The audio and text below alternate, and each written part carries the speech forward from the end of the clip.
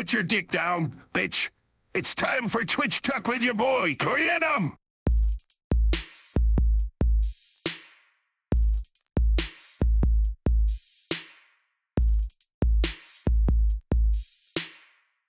He sluts. Welcome to Twitchtok.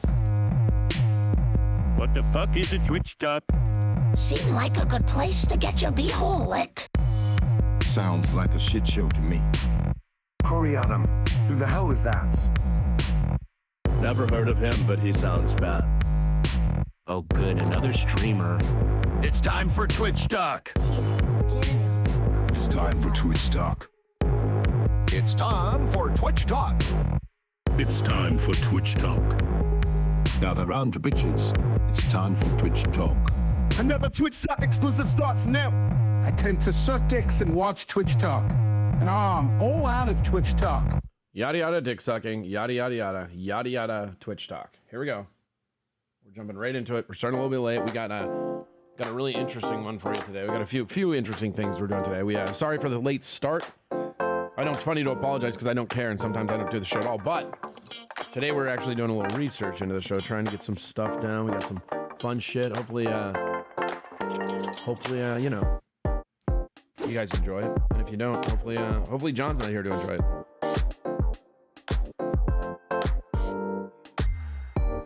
What a big wrench 17, John. I like me one day and 1.5 hours. No, I do whatever I want. I'll fucking, you want me to just like fucking do it? I'll start doing it at night just to spite you, dude. I did not see your bike. Did you put it in Discord?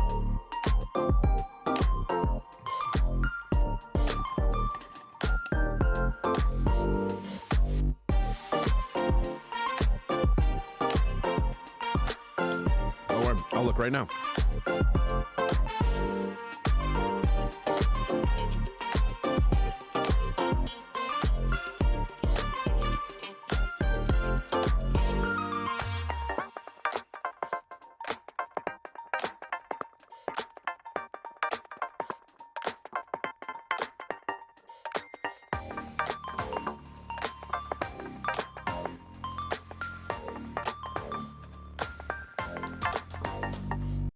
This is Crack Baby's bike.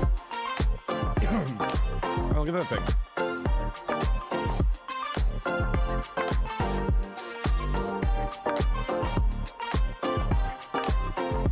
Good old Kawasaki.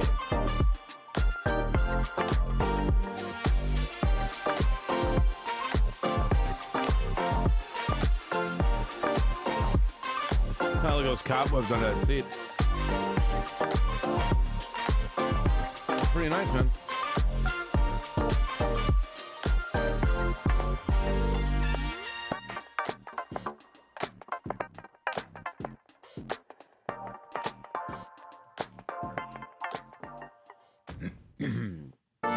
Set since 08. Yeah, I bet it would need a little work then.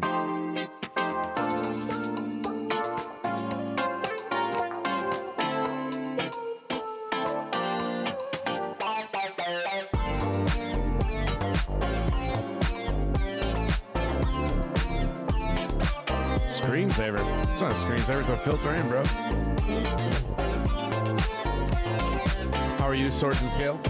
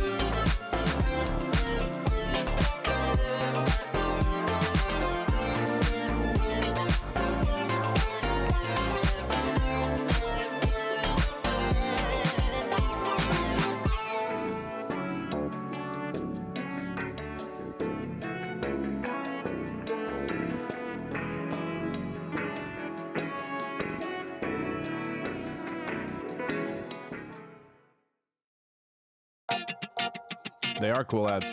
I agree, Sword and Scale. Cool complaints.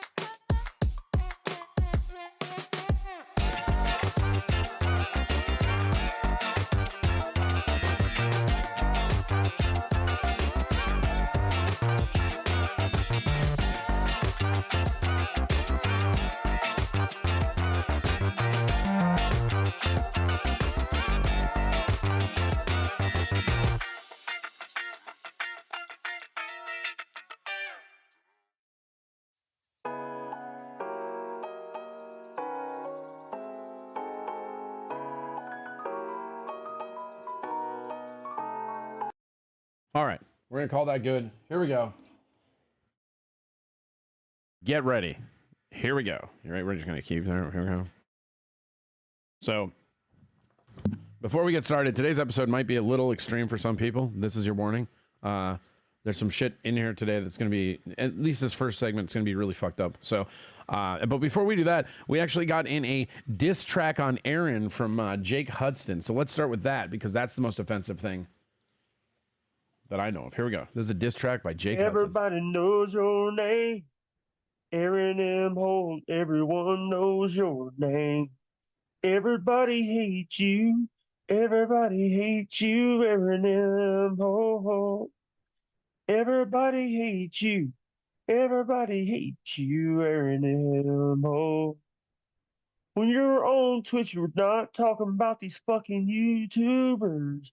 You were talking about Twitch streamers like Brent Hadley, Bubba the Love Sponge, in my He does think he's a singer. My favorite part is how this is titled diss track, but it's actually him singing. You know what?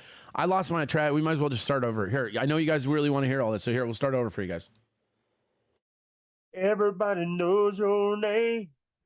Aaron M. Holt, everyone knows your name. Everybody hates you. Everybody hates you, Aaron M. Holt. Everybody hates you. This is as high, dude. This is as high as it goes. Like it's very, very soft. Everybody hates you, Aaron M. Holt.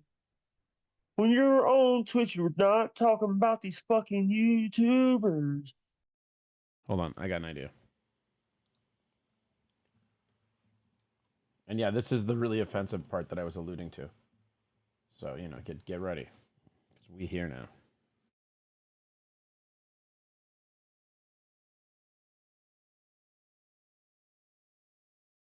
You were talking about Twitch streamers. Everybody From the top. knows your name. Aaron M. Holt, everyone knows your name. Everybody hates you. Everybody hates you, Aaron M. Holt. Everybody hates you.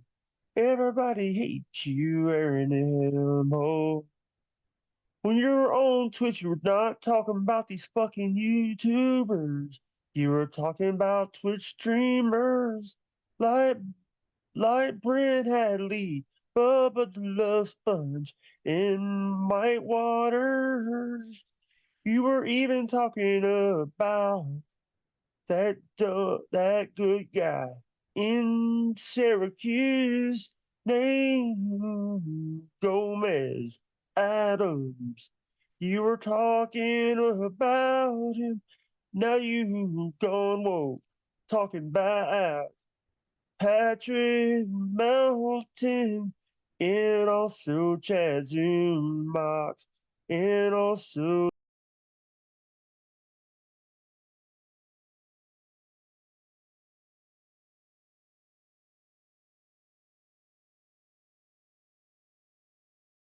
It's loading, or that's it. I don't know.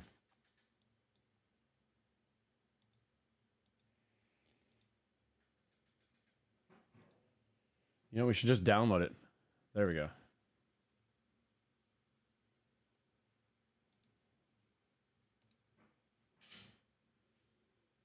View it online. Show in folder. All right, there we go. Here we go.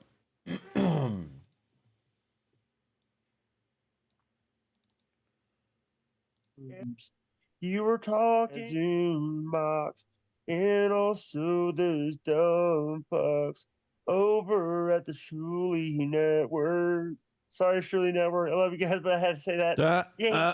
Hey, Adams.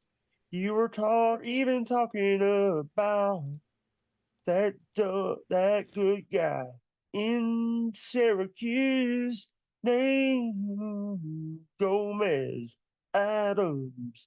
You were talking about him. Now you gone woke, talking about Patrick Melton, and also Chad Zumox, and also those dumb fucks over at the Shuley Network. Sorry, Shuley Network. I love you guys, but I had to say that. Yay. Hey. Sorry.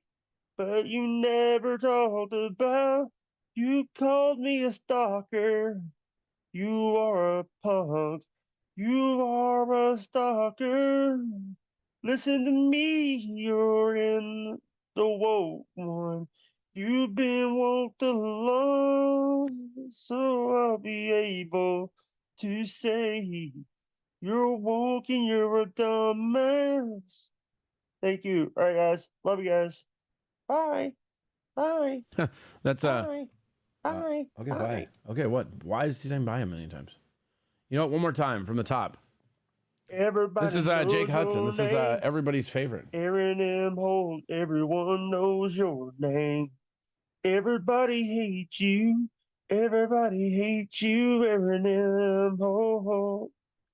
Everybody hates you. Everybody hates you, Aaron M. Holt. When you're on Twitch, you're not talking about these fucking YouTubers. You were talking about Twitch streamers like Brent Hadley, Bubba the Love Sponge, and Mike Waters. You were even talking about that good guy in Syracuse named Gomez Adams. You were talking about him. Now you gone woke, talking about Patrick Melton, and also Chad Zumox, and also those dumb fucks over at the Shuley Network. Sorry, Shuley Network. I love you guys, but I had to say that. Yay. Hey. Sorry. But you never talked about, you called me a stalker. You are a punk. You are a stalker. Listen to me, you're in the woke one. You've been woke along, so I'll be able to say You're woke and you're a dumbass. Thank you. All right, guys. Love you guys. Bye. Bye. Yeah, he he emailed that to Bye. me today.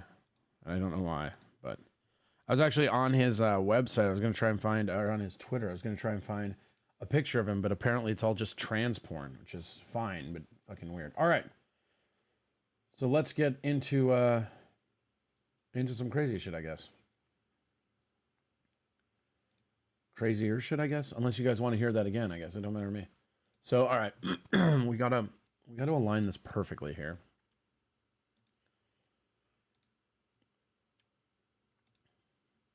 Give me 2 seconds. You know what?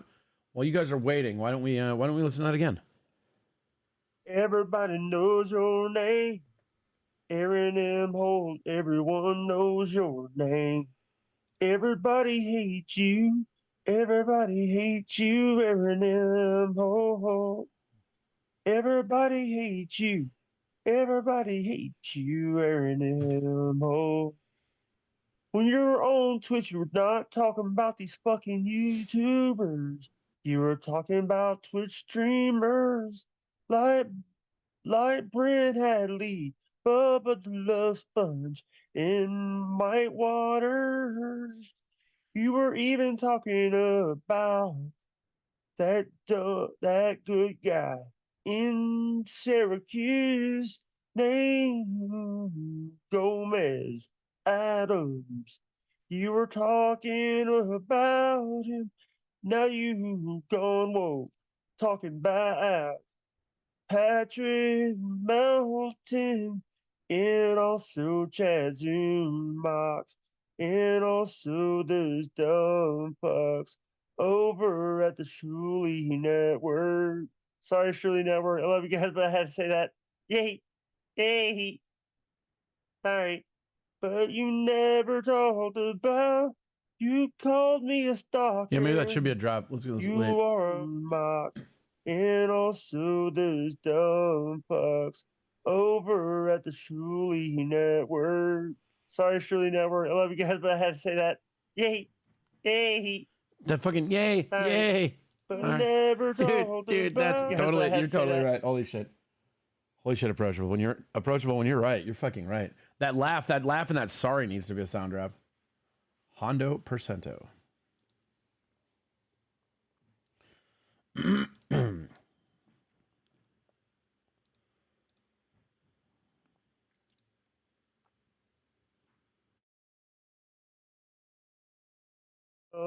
Fucks over at the Shuley Network. Sorry, Shuley Network. I love you guys, but I had to say that. Yay, yay. Sorry, but you never talk. Okay, this is going to be delicious. Here we go.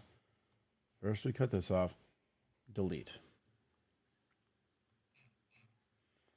Is it Mr. Approachable all the way right? No, not at all.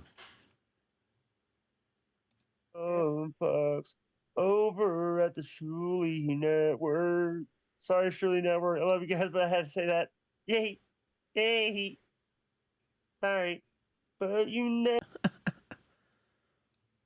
Hold on. We're gonna dice this up just a little bit. We're gonna hit that.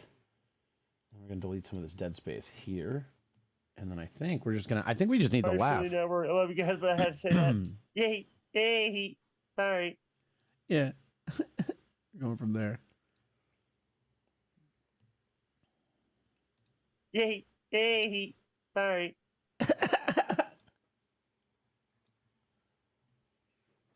Okay, and now we need to get that there.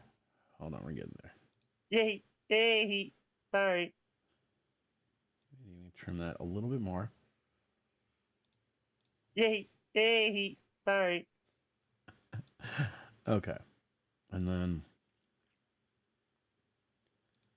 we're going to turn that way the fuck up is what we're going to do.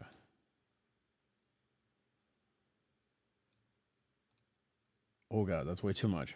Yay, yay. Sorry. God damn, it's so funny. That's going to be a great drop. I can already tell. Let's go by a half then. Right there. Boom. Yay, hey, bye. Yay, hey, bye. Yeah, that's it. All right. Export.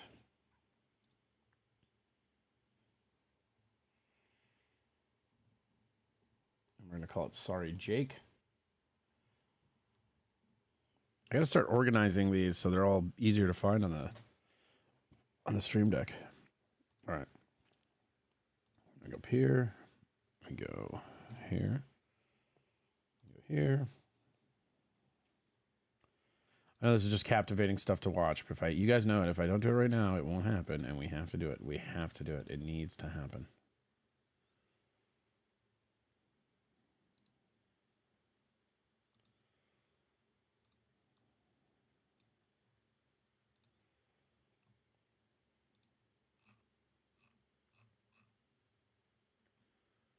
Sounds like Kristen Wiig's Sorry Guile character. Yeah, kind of. Sorry. Sorry. Sorry. Okay.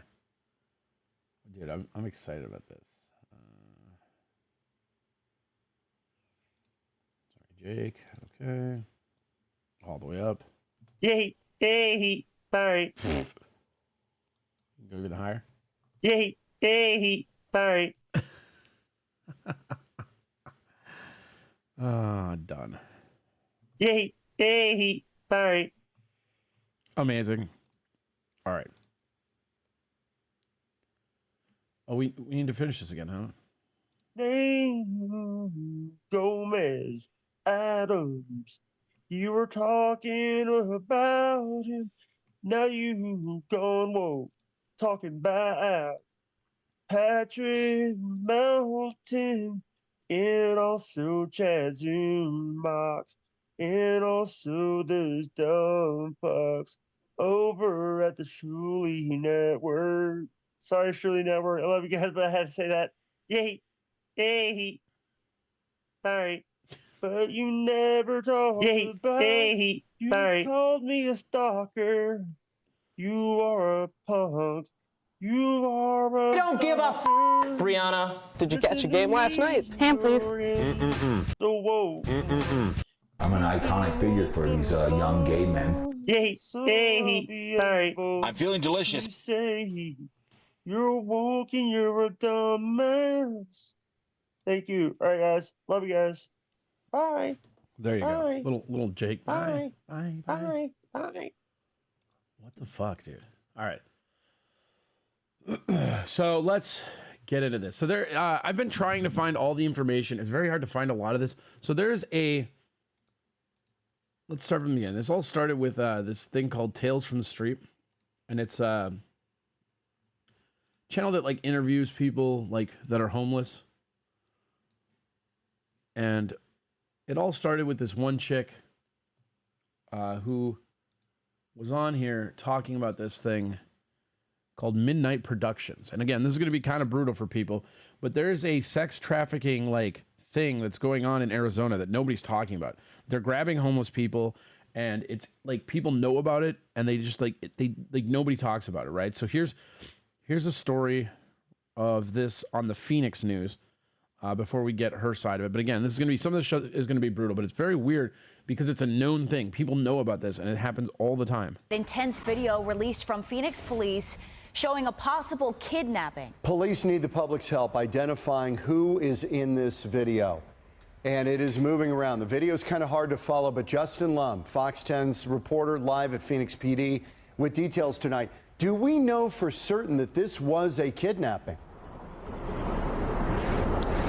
Well, that's one of the many questions we have on this case. Right now, it's being looked at as a possible kidnapping, and the pickup truck police are looking for is one you definitely can't miss. The witness video is being shared across social media, and you can definitely see a woman struggling. Pay attention to this cell phone video. Watch as a woman gets forced into a pickup truck at the Circle K near 21st Ave in Van Buren Wednesday night.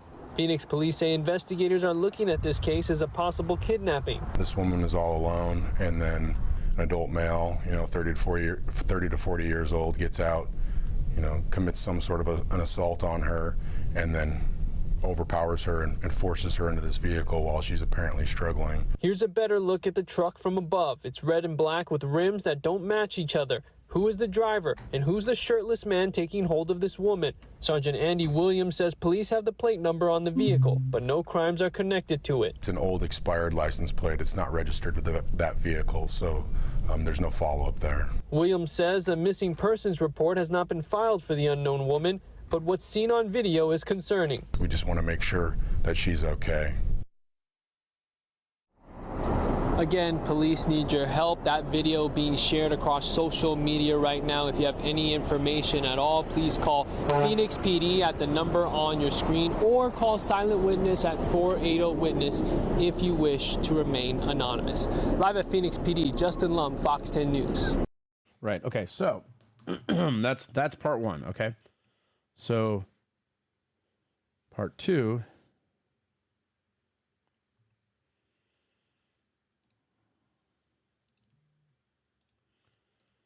I don't know where.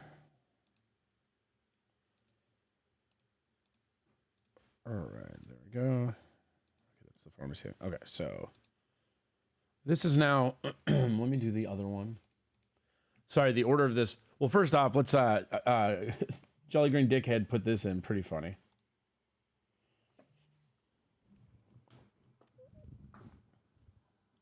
Yay! Hey! Sorry. Sorry. Sorry. Sorry. Yay! Hey! Sorry. So yeah, that's pretty funny. That's good. Okay, so let's make sure we get to that. Sorry, this is all kind of just jointed, and I kind of fell into this, and so I've been looking into this and figuring this out for a while, and the order that we're going to go in today is important. So this thing is called Midnight Productions, and again, it's a known thing in Arizona that a lot of people act like isn't real, but it is. That kidnapping suspect. So and my mother doesn't live here. So here, let me get the. Hold on, we'll go here. Okay, so human trafficking exposed. Hell no, the state needs to hold this woman accountable. Jail time. The way she charged at you, 4-year-old, blah, blah, blah. This was sent to Violent Crimes Investigator Bureau, not the Family Investigation Bureau, which is supposed to review crimes involving children. And my mother doesn't live here.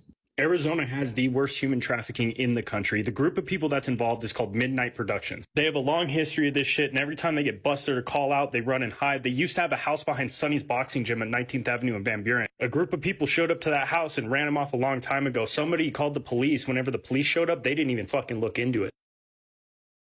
Okay, so, and this is a story that goes around with a bunch of them where people reported, they directed them at it, and nobody does shit, right? Nobody talks about it. And it's like a lighting company. So this is, let's see, we go here. So this is a 36-year-old Kitty who recently got kicked out of her apartment.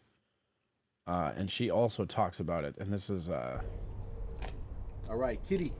Yes. How old are you? I'm 36. Where are you from originally? From the state. You from Phoenix? I'm from Avondale, Phoenix, Tolleson. I'm from all over, pretty much. Are you homeless right now? Yes, I am. How long have you been homeless for? Not long. I lost my apartment on the 25th of January. So just this year? Mm-hmm. First time ever being homeless? No. I've been homeless off and on the streets for a good amount of time. I've 9.5 years. Okay. I'll be honest, it's not easy out here. It's not. I say that because I recently got bullied. People bully other people out here. They take their stuff, they steal their stuff. You know, we're all in the same boat. I don't understand why we can't all just get along and not steal from each other. Like, I'm out here with my cats right now. Yeah. I've lost a lot of good stuff. My apartment complex kicked me out due to supposedly too much trafficking, which both bull crap. Found out that the court dismissed the charges, but yeah, I'm still out here. I lost my voucher. trying to get it back, but I don't have a way to get hold of my navigator because they're the ones that help get people off the street. Okay, so you had an apartment because you got a voucher? Mm-hmm. Yeah, thanks to CBI. CBI actually helped me out a lot. And what happens when you get kicked out? Don't they have like something somewhere else where you could go? Okay, it goes like this. 2 times, that's fine. 3rd time, strike, they take your voucher. So they have like a 3-strike limit. Yeah. And because of... So you've already got kicked out once before? Twice. Stupid reasons, like this one. Shit happens. Isn't there another program where you could go and get another voucher? I'm not sure. Like, I have to, once I get my phone charged, I can get a hold of CBI and ask them that question, but I don't know where to charge my phone. Because I know that they have a shelter in downtown, right? Have you heard of Cass? Yeah. Yeah. I heard that they were giving out vouchers as well. I just don't know how long the process is or what you have to do. Okay, I got my voucher after my fiance died. I was in Tempe at the time, and when he died, CBI was called because they were afraid I was going to end up the same way. So, you know, I pretty much, that's how I got my voucher. But yeah, I mean, there's Section 8, there's other places. Yeah, I just, like I said, I got to get a hold of my CBI navigator. So you're staying out here right now? Yeah. On your stuff? Pretty much. Is that your new boyfriend or? No, that's a friend. Okay. My ex is locked up. He's now my ex. Mm-hmm. You said you were out here on the streets for what? 2 months? Yeah. So you've been staying here all the 2 months? Not here, but I was staying down on 35th close to the apartments because I have other cats around there. They rebranded it. It's called like run me Prime Gaming now or something, didn't do? It should be there. The other homeless. The other homeless will run you off. They don't care. Why is that? Because they think they can run the areas. And it's not fair to others. Honestly. Like, I didn't do anything wrong to them down there. Do you have any family out here in Phoenix? No. Well, I do, but my brother and sister, I don't talk to them because they backstabbed me. My brother stole from me. My dad, well, gone. Mom, gone. The rest of the family, I don't know them. And I've been told they consider me the black sheep. So the only family I got is what's under the blanket. You have your cats right there? Yeah. Can I see them? Yeah, of course. How many cats do you have? Well, I came out here and started off with 10. And with 10 cats? This is what I'm down to. This is my La Familia. My little family. You have 6 cats? But the other ones just ran away? 2 of them got into a fight while I was down on 35th. One ran out of the carrier that had a door. And then the other one ran off the following same night after that. So, and then I just gave 2 cats away, 2 little ones. She has how many cats and she gave She away just 2? had 3 kittens. I had to bury one kitten about this size. And 2 were little newborns died, and I just gave one to. Yeah, she was the one with my Russian blue, bitch. Because I can't take care of a newborn kitten out here on the streets. It's not easy. It's hard. Is that where your nickname comes from? Because you have a lot of cats? Mm-hmm. Yeah. It was also given me by a Juggalo family. Okay. Because I love cats, period, general. But yes, this is my family. This is all I have. I take good care of my cats on the streets. I take pride in my cats. This is what I have left of the apartment. Just this stuff. Oh boy, here comes David. Holy shit. You know him? Yeah. Who's that? He's an old friend from the 33rd and Indian School. Oh, okay. Yeah. But yeah, the life on the streets is not easy, I'll tell you that. Yeah. Kids, listen to All your right, parents. so here, do what they ask. So here we go. Now she's going to start getting into it. We'll pause it a little bit for Scruff to catch up. Go to college, go to school, get your degree. Don't ever go on the streets because it's not easy. It's very difficult. How was your childhood growing up? At Fry's, the proven quality of Kroger brand products will make you I don't feel like you're remember. winning. I don't remember at all. The fuck? I had electroshock therapy done on my head by Midnight Productions. Okay. And they wiped my memory. So here you go. This is now. No, she's talking about memory shit, which I don't believe. But listen to the stuff about this production company. Okay. Did you clap any St. Patty cheeks last weekend? That's awesome. I had electroshock therapy done on my head by Midnight Productions. And they wiped my memory, so I don't know. Fucking Midnight Productions. Who's that? For people that don't know. Be aware, Midnight Productions is a band of people who go around picking up young women, young girls, taking them back to their hideout, raping them, filming it while they're raping them. They'll cut them up in pieces. They'll kill you. Midnight Productions are people that you need to stay away of. Cops, lawyers, judges. So they're all people in power? Yeah. Now this is where it gets interesting, and again, we're gonna go deeper into this. But this is so I was watching this and just kind of laughing. This is where I first got aware of this, and the more I went down in this hole, this rabbit hole of Midnight Productions, the more stuff kept coming back that was accurate. Like this is a weird crime syndicate that they know exist, and there are confirmed cops in it. There are confirmed judges that have been arrested, but they don't do anything about it because Arizona has one of the biggest like homeless problems around, right? And so this is fucking crazy. What up, Screeve? So the thing about it is that that's a free stream. Oh yeah. Wait, hold on. Yay! Sorry. So Epstein LLC, kind of, but it's like weird because they basically they're basically grabbing homeless people off the street and they're fucking just like they're trafficking them, they're raping, they're killing. I mean, it gets dark. And again, we're gonna go a little bit more into it, but it's so fucking weird. Is it's one of those things where they're not even hiding. It's not even Epstein level. It's like out in the open. It's like if the Epstein Island like client list was just there. It's really crazy. Didn't Epstein have a huge ranch in Arizona, New Mexico? I bet it's Arizona, dude. I bet it's Arizona.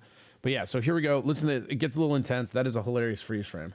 Yeah, they are. How'd you manage to get away from them? Hells Angels. The Hells Angels helped me get away. So that is my family right there. That's the only, but we are scattered everywhere, so I don't know where they're all at. What would you say to people that say that's just an urban legend? It's not an urban legend. I know. Victim twice. I've had electroshock therapy done on my head. I don't remember anything from my past. I don't remember much of what they did to me. All I know is these people are not nice to be around. Don't hang out with them. Don't get involved with them. You see any vehicles with tinted windows and you can't see the person, stay clear of all costs. That's all So every car in Arizona? I can say.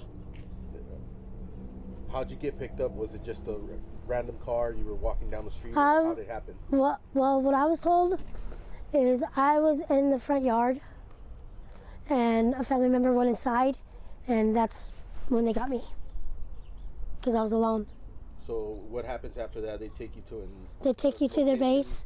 They take you to their location where they're at, and then they'll rape you. And once they're done with you, while they're also they'll videotape it. There's a thing called snuff. That's what their videos are called, snuff. Look up Midnight Productions on web. You'll find them. But after. And so when I watched this, when I came across this, I did exactly that. And again, we're going to get into it, but it's crazy. And it's not even hidden. That's the fucked up part. That they will take the women and young ladies and they'll kill them. I'm lucky I got away thanks to the HA. So I'm very grateful. I told you it's a dark episode today. But as for this situation, this should never happened. Okay, so she's going to go on and talk about. But it is what it is. You know, I just go day by day, hoping that I get back on the. So there's more with that. You can go watch it if you want, right? But the main part was her talking about it, right? And then we've got intense video release. We already did. Then we're gonna go to here. If you live in Phoenix, Arizona, watch this video, okay? Because I don't know if they're everywhere. I'm sure they are. But specifically, okay, while I was out on the streets of Arizona, I learned of a lighting company who sex traffics women and children out there. And this is Midnight Productions. Okay, now I know that there's other videos on YouTube about these people. I didn't find that out till after I learned about them because I didn't have a phone at the time that I learned It's a business. It's not a. There's no location for it, John. about them. But if you do live out in Phoenix, Arizona, and you are on the streets, prepare, like, protect yourself, okay? As much as you possibly can, all right? These motherfuckers will tell you that I've heard a few different, okay. So how I originally heard about them was there was this story about this girl who had a court date at 12 a.m., not p.m., and she went, and she was never seen or heard from again. I heard about a little girl who was about 6 or 7, between 5 and 7, and she was, from what I remember, I think she was a little blonde girl, and she was killed. She was kidnapped, she was sex trafficked, and she was killed by Midnight Productions. Can't remember her name though. You know what? You know what? Let's just, because there isn't that many videos. So.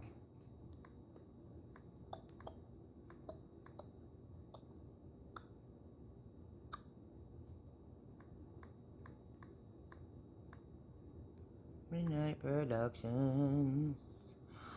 Oh, gang stalking. Midnight Productions, gang stalking Arizona, gang stalking crazy. Okay, so hold on. John has something here for us. So let's take a look at what old Johnny has. It's a new theme song. Oh God.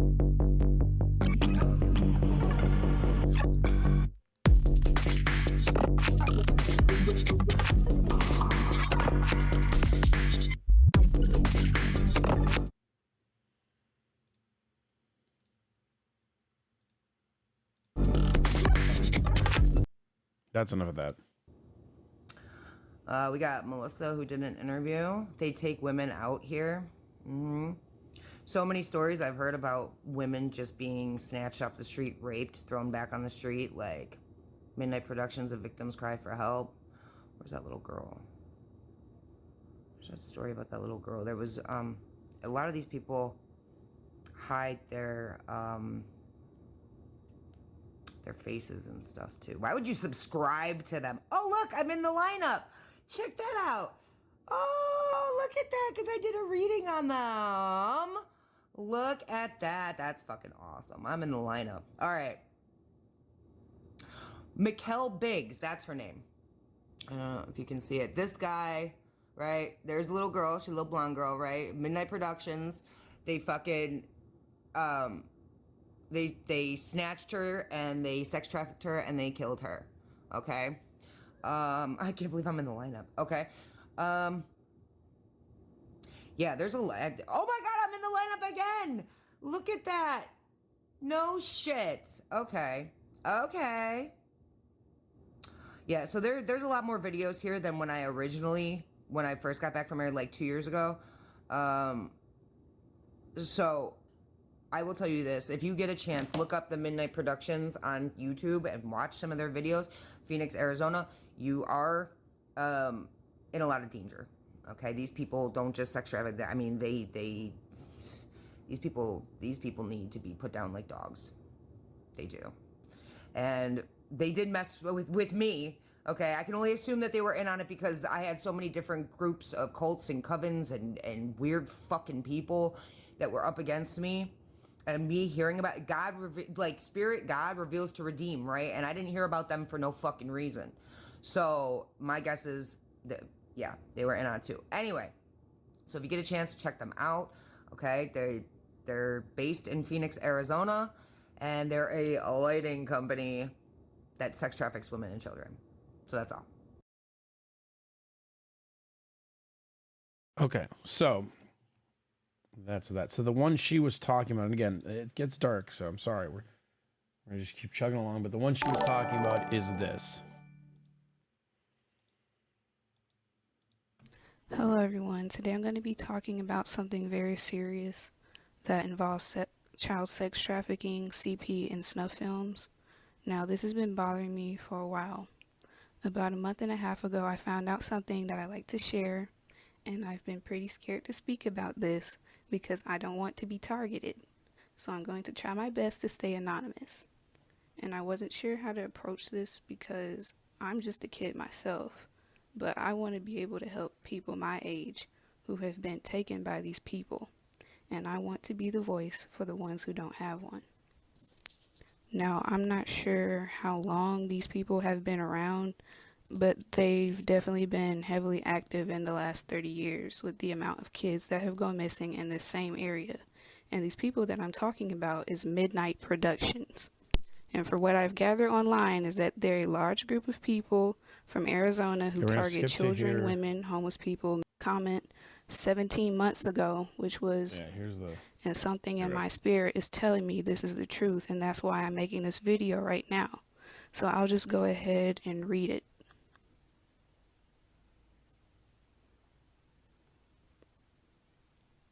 So this person made this comment 17 months ago, which was maybe a year and 5 months ago, I'm guessing. So I'll just go ahead and read it. And sorry, I'm just really nervous right now recording this. And I also wrote out a script of what I'm going to say so that I don't get out of order and that I'm not stumbling over my words and everything. I just want to have everything in a set order, how I'm going to go over it. So I want to make that clear. So they said, I was born and raised in Arizona, a small town between, I'm guessing this stands for Phoenix and Tucson. I don't know how to say it.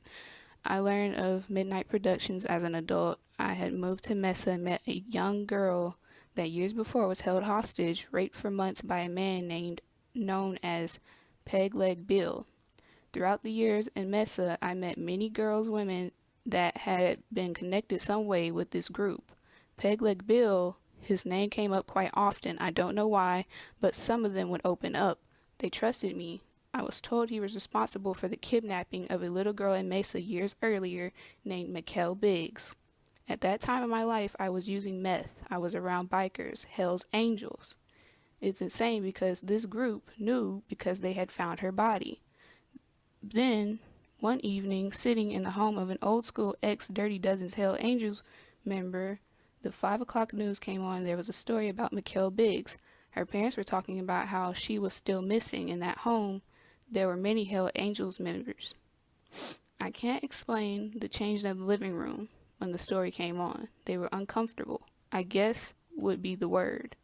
I just wanted to run out of there. All the info I knew, I wasn't sure who all knew what I was told. I could go on and on with details. If I did, someone can figure out who I am.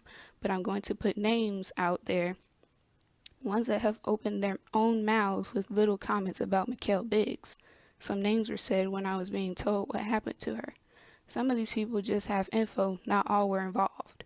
Fisherman Joe from Mesa, Arizona, is said he has a copy of the snuff film she was killed in. He's got it hid.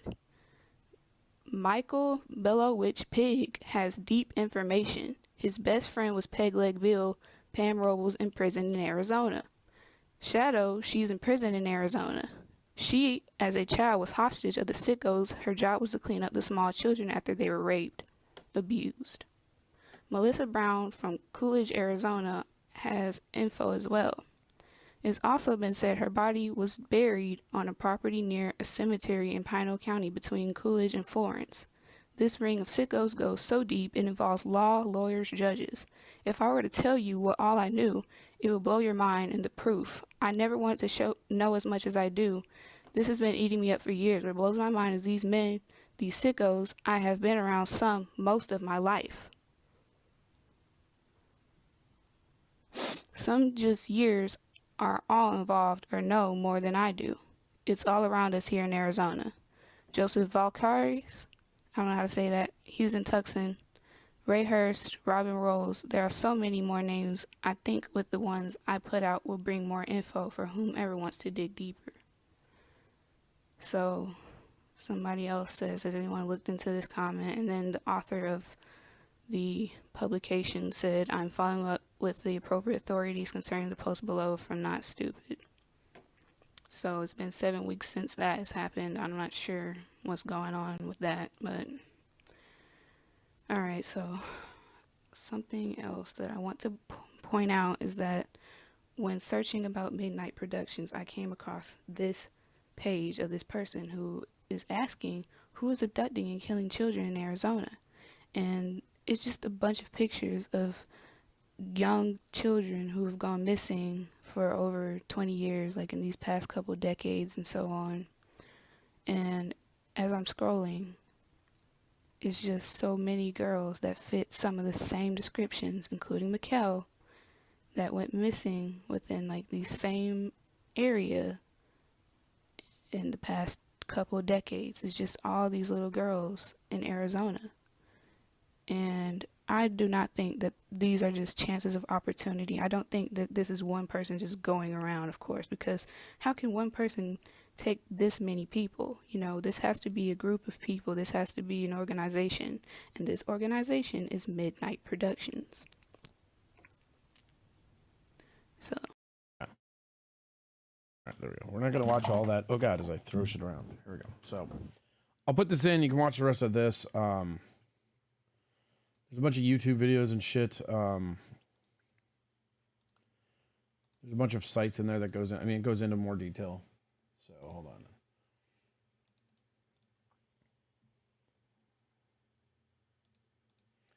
But what blew me away with this is that it's a known thing. You know what I mean? Like, here's the crew video. Now we're going to the library where I have been surrounded by, I believe, the people that have been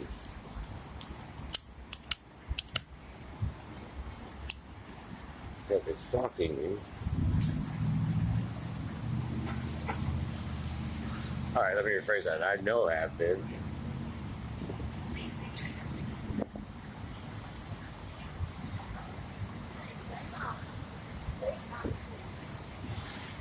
You should understand, whoever reads or sees this video, this one's going to be important.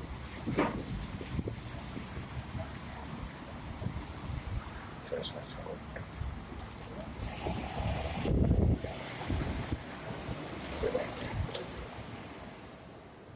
Thanks.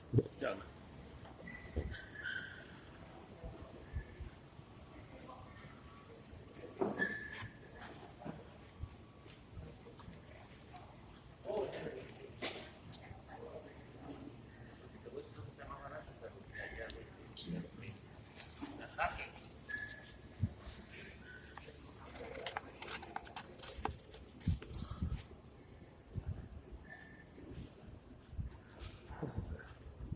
This is a cool building.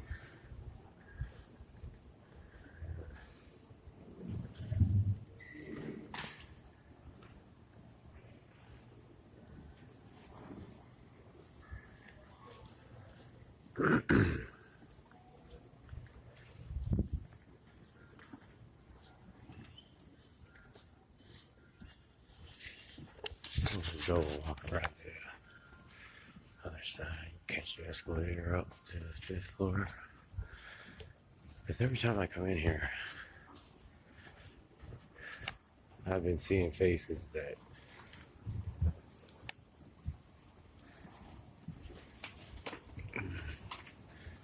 this might put my life at risk, but you know what? The life I have had, whatever you want to call it, it is pretty much over.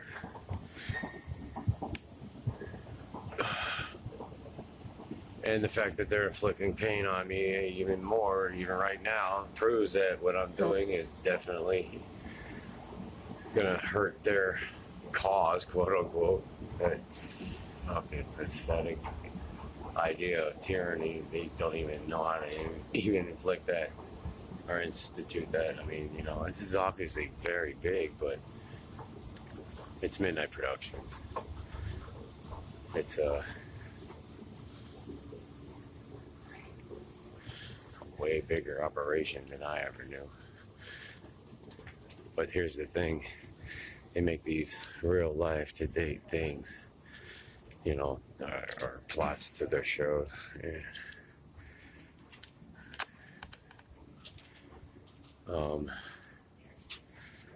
it's actually involving real life elements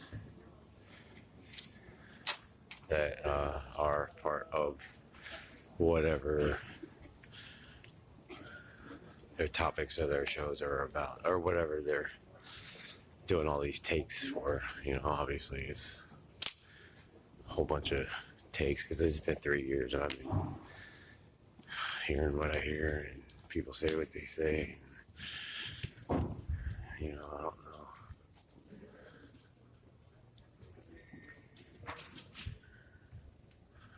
But anybody that wants to affiliate with something this horrible and fuck victimize me is gonna watch me walk through and get them all fucked. And I'm gonna do it loud and proud.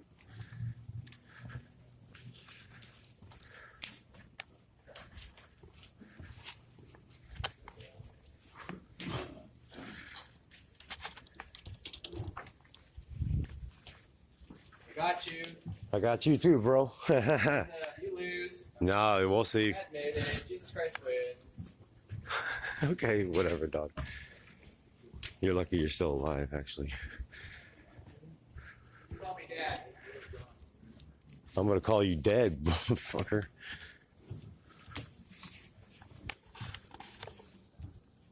Good job. You got the slow kid. Let's go back a little bit. Alive, actually. I got you too, bro.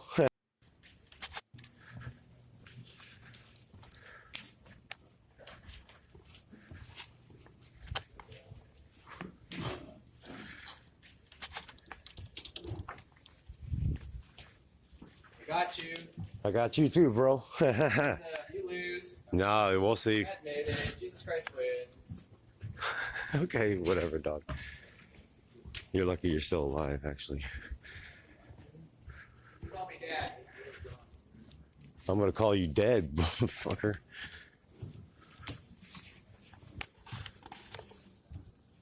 Good job.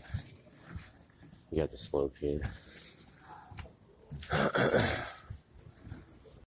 Curtis, the rundown is this. We've been, I put it in Show Talk. You can go look. There's this thing called Midnight Productions, and it's this production company that does films, but they're really a cover for a giant trafficking ring that abducts and like kills people, and they take people off the street in Arizona where nobody gives a fuck. And this dude was gang stalked by them, and this is him in the library going back after them. A bunch of videos on it. There's going to be more to come, but that's the gist of it. But it's a thing that I jumped into. I was watching like this homeless video, and this chick talks about it, and it's this known ring, and like there's lawyers, there's cops, there's these known people, and they know about it in Arizona, and they do fucking nothing. And it's fucking the best part we're gonna get to is coming up. Like we've got a whole vignette on it. These are just kind of the setups, but this is fucking crazy. That you used are way bigger, and you let that kid. All right. So.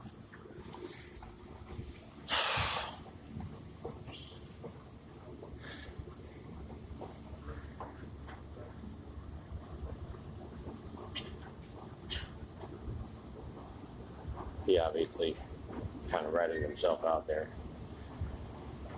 because I've heard his voice through this radio frequency that I'm talking and drawing ears. The ears on the rat was a funny little poetic something or other, I don't know. But now I'm totally feeling like I'm vulnerable and screwed. So, oh well. At least. So these are the people. And get them all affiliated with something this horrible and fuck. Victimize me is gonna watch me walk through and get them all fucked, and I'm gonna do it loud and proud.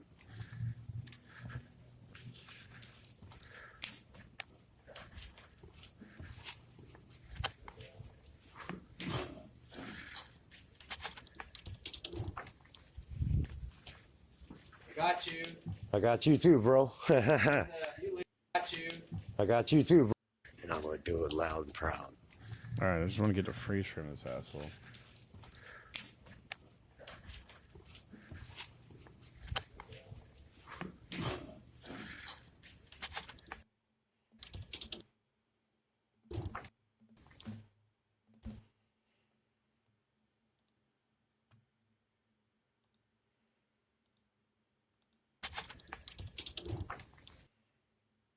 He just looks right as it happened. So there you go. I got you. I got you too, bro. You lose. No, we'll see. Admit it. Jesus Christ wins. Admit it. Jesus Christ wins. All right, so that's him. Get into that. All right, so then we have.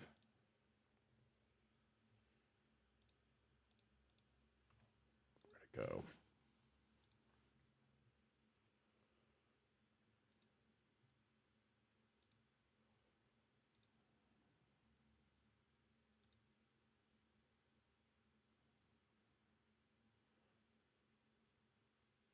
So these are some of the other testimonials around it.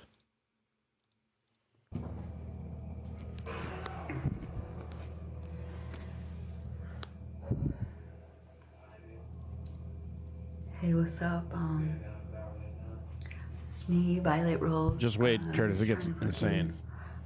Find out some information and stuff about, I don't know, what's all online and stuff. On Moco, on YouTube, and I don't know, like everything, you know, just see what they got out there. Because I was so, I guess, in a sex trade and stuff ever since I was a kid. My whole life's been like this. I was under a curse and stuff, and recently I got off of that curse and stuff, you know, and I started seeing, you know, things that were going on and being aware, and, you know, not, I guess, having that block, something was blocking me, you know, that was allowing me to understand and comprehend what was going on, and, so I found out that it was Mark Baptiste. That was, I guess, I don't know, it was just crazy. It's Mark Baptiste, like Arlene.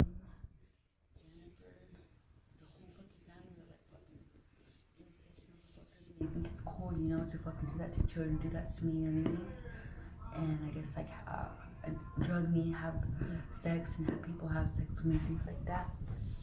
You know, so I don't know, I'm fucking against it. Fuck you guys, you know what I mean? So this is what you're gonna keep on getting from me. Okay, so this chick, there's one other from her.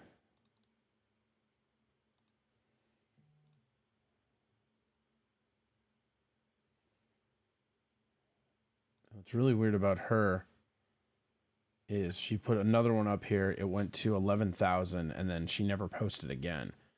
And some people say that she died. We don't know for sure, but this is really interesting. So right now, it's like I'm feeling a little down because I know I got a lot to look forward to. I still got my life, you know what I mean? I just got out of prison. I got like 6 months left on parole. I was fucking just trying to do my fucking life right, but come to find out where I was staying at, you know, the fucking dude was,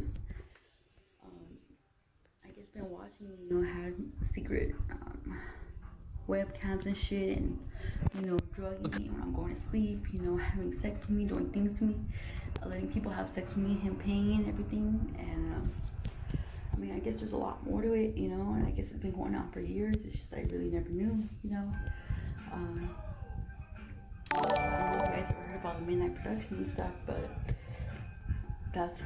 Thank you for the subscription. You know what I mean? I don't know, they changed it, but that's really what All it right, is, you know? we're watching, so I guess I'm just going to have to keep catching people up as they come in. So there is a thing going on in Arizona, and has been for years, of a sex trafficking ring of people taking homeless people off the streets, mostly women, sex trafficking them under the guise of a production company called Midnight Productions. I was watching this interview with, there's a show, the channel that I like called like Life on the Street or something like that, and they interview all these They interview all these people on the street and tell them about it. And this thing came up multiple times. And so I looked into it, and what's fucked up is there's judges, there's police, there's all kinds of people in on this thing, this Midnight Productions, and they don't do anything. Nobody does anything about it. It's fucking crazy. And we'll get into, I have other stuff like Het, but I mean, it's really crazy. And I know, like, I've been warned about it, you know, when I was younger and stuff. I heard about it, you know, and I know people throughout my life try to throw hints to me here and there, you know, but I was so naive, or I was so fucked up, you know what I mean, that I didn't get it. I didn't understand what they were saying. I remember this one lady one time told me, you know, hey, look at the little Midnight Production stars, are all grown up now. And I'm like, what the fuck, you know what I mean? And I remember Mark Baptiste one time, he said, hey, something about, aren't you associated with Midnight Productions? And I go, fuck you, motherfucker, don't you ever fucking say that shit to me, because I don't fucking stand for anything what they're about or what they fucking do, you know what I mean? That's not me, that's not how I am, you know? I don't know where my kids are at right now, so that's what's fucking really getting me, you know? It's because I still feel like me not saying anything is me still being that victim and shit, thinking that they can fucking control me and shit, you know? They got the fucking upper hand on me and shit, fuck that, you know what I mean? I'm not gonna let my life fucking be like that, you know? Especially for my kids, like that. Yeah, my little kids, girls, homeless, most of the people off the street. You know, a mother's supposed to do, you know? You know, I don't care what anybody says or whatever, because this is what I feel is right to me, is what I feel is right to my heart, you know? Because for my kids and stuff, it's for me, you know? For us to have freedom, for us to have a life, to move on, you know, to heal everything, you know? To get away from those people and have them all of our lives and stuff forever, because they're no good for us, you know? I mean, it's our own family and stuff. Like my mom, it's not even my real mom, you know? It's crazy. I don't know. I mean, just kind of, I'm glad I'm finding out who I am, but it's the most fucked up way, you know? I don't know. I just want to fucking live life, you know? Live life, you know, have a fucking career, have a family, everything like that, you know? Have a home, have a house, everything. A home that I own, you know, things like that. Not just to be like your average, you know, daily shit, you know? I don't want to do that. So, I don't know, I'm just trying to get this out. Maybe this is good, you know? So, if you guys know of anything, you know, if you want to help out, let me know, like, what the fuck, send me some links or something, or, you know, things you heard or what's going on. I don't know, I know a lot of people on mobile and shit, All right, so, hold on. They were on. Hi, Jameson Fair. How are you? We're watching a thing called Midnight Production. I urge all of you guys to go back and kind of like go back and watch the beginning of this episode too, when if you just got here. I keep explaining it for all the regulars that pop in, so here we go one more time. Midnight Production is a production company that does films, but they're actually a cover front for a sex trafficking ring and that makes snuff films. There's cops, there's like judges in on it, and it gets bananas. And I've got a vignette that explains it more and goes into more detail, but I wanted to do all the setup of this. I was watching some homeless interviews and they started talking about it, and it's a known thing in Arizona, but it doesn't get talked about nearly enough, in my opinion. I had never heard of it, and it went down this just crazy hole of all this shit. So for all the people who just jumped in, you might want to play the song for them as well. Oh, we'll get to the song as well. Yeah, of course. That's okay. So there's another one. I mean, these are hard to watch. These are the victims like crying out for help. And again, a lot of them seem like they're not all there mentally, but a lot of them are like homeless. Like that's why they target them. They target homeless junkies because then one, nobody cares and they can do whatever they want. It's really crazy. Well, the lighting just went to shit on my phone. I'm trying to make a video so I can post it up to YouTube, and now I can't even get it to work right because Brian, quote unquote, won't let me. So,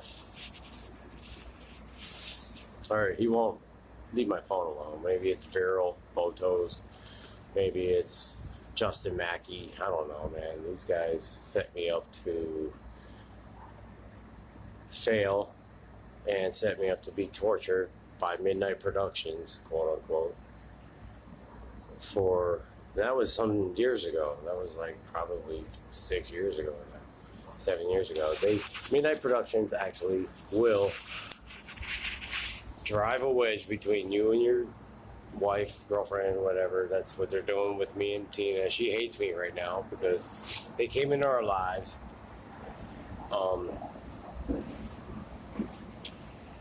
Literally just defamated our characters, made me to look like the biggest piece of shit on the planet, and I don't know, like we were picked at random. Now, there's some issues that are more of a sensitive nature involved, so I really need to talk with that, or with the FBI about that in the appropriate way, and the DOD, honestly, because there's elements involved that are insane. But anyway, what they did was they cooperated. Midnight Productions cooperated with a agency of some sort from some country who has literally cloaking airplanes. You know, they're like skin on the airplane is invisible, which is real. It is a real thing. Yeah, I'm sure people know about that, but there's actually uniforms too that soldiers have in certain agencies or elite, you know what I mean, that are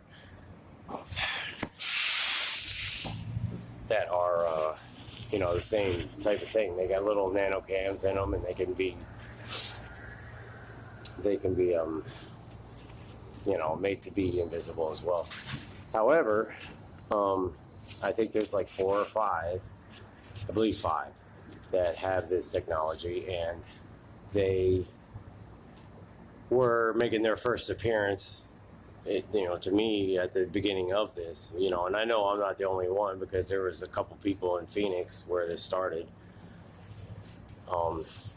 that were going through the same thing. All right. Trying to keep it under like 10 minutes here, so I'm at 3. Anyway, so I had a storage facility, me and Tina did, and on the top of this facility, I would see these silhouettes. It looked like in the desert, you know, they had resembled like little swarms of bees, you know what I mean? But the silhouette of a human, kind of like Predator, you know, something like that a little bit. So these silhouettes made me familiar with something that I can divulge, but I don't want to because I'm relying on our country to come through and help me. And Tina, obviously. So, and Tina, obviously. What is happening is there's a very skilled hacker, his name, who goes by Anonymous. I mean, everybody probably knows him. He wears a Guy Fawkes mask, you know, or is known for that mask. There's another one. It's like a Joker mask with the blue rope light that goes through. It's like sewn through with the X's over the eyes and the mouth, you know. Anyway, I found one of those masks once, so I think I might know who the Anonymous hacker is, and I need to have that information out there in the world. But if I can't get the help from the FBI and you know, if I can't get the help to understand what is happening with why I'm being tortured, because it's of a military grade on some level, but I'm not going to blame the whole military for the United States and, you know, why this attempt at tyranny is happening with me, because it's just a jackass way to torture somebody. It's not. I've been tortured with like military grade weapons that nobody's heard of yet. And I swear to God, I can't get help with it because now I possess too much information. So a lot of what he's doing is delusional stuff, of course, but the uniforms, that's real. And then he has, where's the other one? Right here. All right, so this, I'll read this quick. Okay, so this is, I'll read it to you guys. I already stated I'm not taking everything in my first video 100% fact because it hasn't been proven yet by law, but since some people don't listen, I have to make the follow-up video. I made my first video to bring awareness to these people are doing. I linked all my sources. You can do your research. I was putting it together, information, people about Midnight Production. So this is a second one. The video was posted on the 28th and it got taken down, right? So here's the second video. So what's really interesting is, okay, so let me just read it here real quick. So the do the research yourself. I was only putting together information on other people's experience or stories. I even showed the video of a guy admitting to doing this stuff for Midnight Productions. If you mean to tell me many little girls going missing in the same area in the same time span is normal, you're part of the people ignoring the fact that there is a problem. There's even a woman who has made a video talking about her experience being abducted by these people here on YouTube. Alone, it's only search away Midnight Productions. See how many videos about kidnapping come up. Believe the victims, please. This is why people get trafficked. They are so scared to come forward, not only due to the fact that they have to deal with the fear of being threatened or harmed and found again, but they have to deal with people calling it a conspiracy. How absurd is that? So, all right. Seems no one's taking it seriously. Why is there a video of a man admitting to taking kids even allowed on YouTube in the first place? Why is he not being questioned? Okay. So this video was posted May 4th, 2018. But when I posted the video, he took it down. Why? Keep it up for 2 years, then private it? Why hide it? Now what happened? He also changed the channel name. I can't currently find it. Alright, so I'm back with another follow-up video. And I already knew this would happen when I recorded the first video. But I'm just gonna go ahead and address it now because it's really making me angry. I mean, somebody really just commented 3 weeks ago, I'm just now seeing this. They commented, next you'll be making videos about aliens and the imposter and like Among Us references, I guess.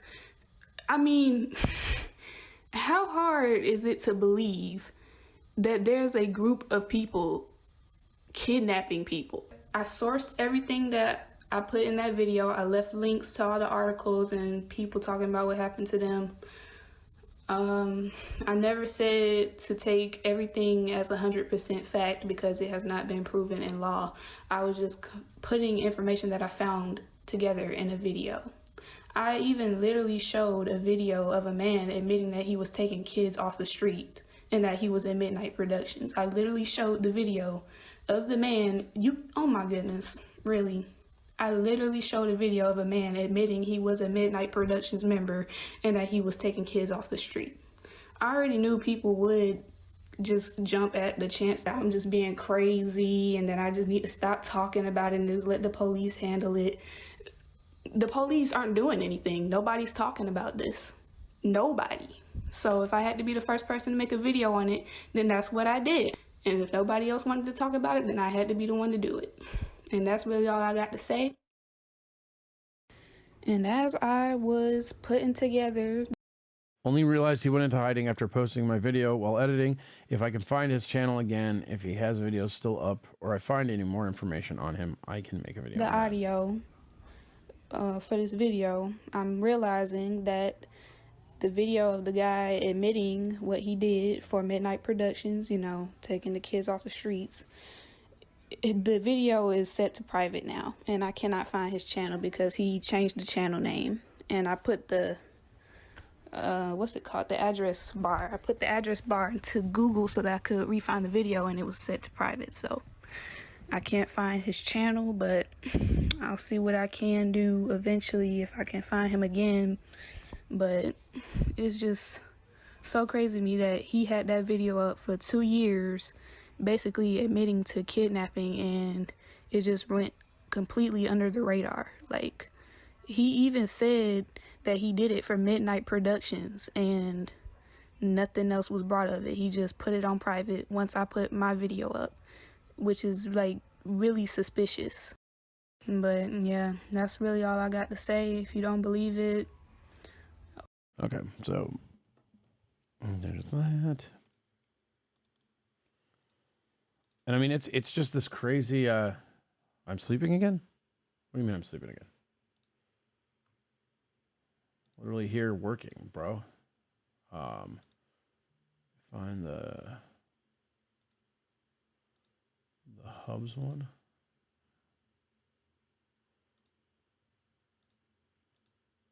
There's this dude too. Ty. Yes. Ty, how old are you? 18. Are you originally from Arizona? Yes, sir. Yeah, I am. What's your situation right now? I'm just homeless, and my parents are on hardcore. My father just got out of prison, so things aren't doing too well right now. So your dad just got out of prison. Where's your mom at? My mom's in prison as well. Yeah. So you don't have any family out here? Do you have any siblings? No, I don't. Aunts and uncles? Any grandma, grandpa? No. No, I don't. Where are they all at? Most of them are in jail. Yeah. So you just come from a family of people that are getting locked up all the time, or what? Yeah. How was your childhood growing up? It was pretty good. You know, a lot of use and a lot of mishaps, but I'm just glad to be single and out here, you know, just doing my best. Who was raising you while your mom and dad were in jail? Or in prison? Well, probably my aunt and uncle. They're doing their best to try and raise me. Yeah. Do they know about your situation right now? No, they don't. No. How come you don't let them know what's going on? Because I can't get a hold of them, really, I guess you could say. You don't have a phone out here? No. How come you haven't got one of those free Obama phones? I would just say because I really don't have just the time or effort or money. Yeah. You don't need any money. They're free. Yeah? Yeah, they're like in every corner out here. Oh. So, you said that you needed some money for the bus pass right now, or? Yeah, yes. Where are you going right now? Try to get back to Tolleson best I can. I'll probably go towards McDowell, and then from there just... What do you do out there? I hang out with friends that just do their own thing. Are they other homeless people, or? Yeah, they're homeless, but they keep me sheltered. Yeah. Is there a big homeless community in Tolleson? Yeah. So what do you do out here to survive? Do you panhandle? Do you boost? What do you do? Boost, really? Probably. Best that I could do, yeah. Have you ever been busted for boosting? No. No? No. Never been to jail on any kind of trouble or anything like that? No. That's good, man. How dangerous is the streets out here? Probably, I'd say probably 7, maybe. Yeah. 7 out of 10? Yep. Yeah. Have you had anything happen to you personally? No, not really. Tell me about the worst experience that you've had being out here homeless on the streets. Boost means stealing, blank page. Getting raped? I've gotten raped. How did that happen? Just someone got a hold of me because I'm little and hurt, and just that's why I'm real, like, just try to stay away. I don't know. I'm really sorry to hear that. Was it a bigger guy or what? Yeah, it was an older dude that took advantage of me. Can you tell me how it happened? Like, were you walking down the street? Were you at his house? I sat down and he said, "Hey, you want to smoke some G?" You know, and I was like, "Yeah." I was smoking, took it from me, and then grabbed me and started taking advantage of me. Was it like a struggle for him to try to get your... Yeah. Try to take your clothes off and all that stuff? Yeah, but I fought. Fighting back? Yeah. Were you punching him, bro? Mm-hmm. But he got me. It didn't stop? No. Did you report that to the cops? No, that's something I really never talk about, but... Why didn't you report it? I just never had the chance. Have you ever heard that happening to other males out here on the streets? No. No? Do you think that ever happens to anybody else? They're just probably too ashamed or scared to talk about it? Maybe, yes. It's crazy, man. I've never heard of that before. If we have any younger viewers and they're thinking about running the streets or trying substances, what kind of advice would you give them? Just be careful and always have a friend with you. You know, it's dangerous out there. Yeah. When you were a kid, bro, when you were like 8 years old, what were your dreams? What did you want to be when you grew up? Oh, I'm a firefighter. Always, all the time, just should be, you know, a firefighter. How far did you get in school? Ninth, I think. Grade? Yeah. How was school for you? Were you popular? Yeah, I was always the kid out there, you know, running amok and hitting beer runs and living up life. You had a lot of friends? Yeah. Yeah, oh yeah. Where's all those high school friends at now? Jail. Yeah. Jail. That's crazy, man. Do you have any other friends that you kept up with that are out here on the streets? No. No. I have not, no. So when you get back to Tolleson, bro, like, where are you sleeping at? I'm outside my dad's house. I'm not trying to get raped again. Yeah. So who's holding it down for your dad's house? Like, who's paying the mortgage or who's paying the rent there? His wife. So he has a wife? Does she know what situation you're in right now? No. Why don't you let her know, bro? Like, I just don't want to get in between their marriage, really. Yeah. And you have other brothers and sisters? Yeah, one sister, one brother. Yeah. What do they tell you? To really just to stay sober, healthy. Yeah. What do you think? Are you ready to quit? Yes, yeah, if I could find a... Have you ever been to a program or anything like that? You never been to CAST downtown? No, I'll probably go there. Or CBI, Community Bridges? No. Yeah, one time I've been to rehab. That's about it. You've been to Community Bridges? Yeah. How was that experience? It was okay. What did they have you do? Just take meds every day and go to classes. Yeah. How long did you last in sobriety?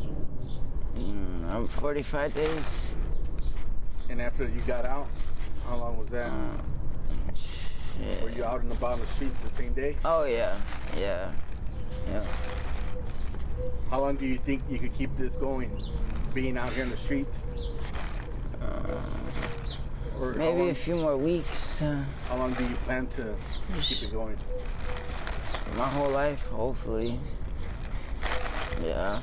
So you don't have no goals, no dreams, nothing of like getting out of your situation and maybe getting married, having a house, some kids, anything like that? No. No. Why is that, man? Just because I've been through it, really, and it's hard to get that other chance of doing, you know, things of sobriety, just good things throughout.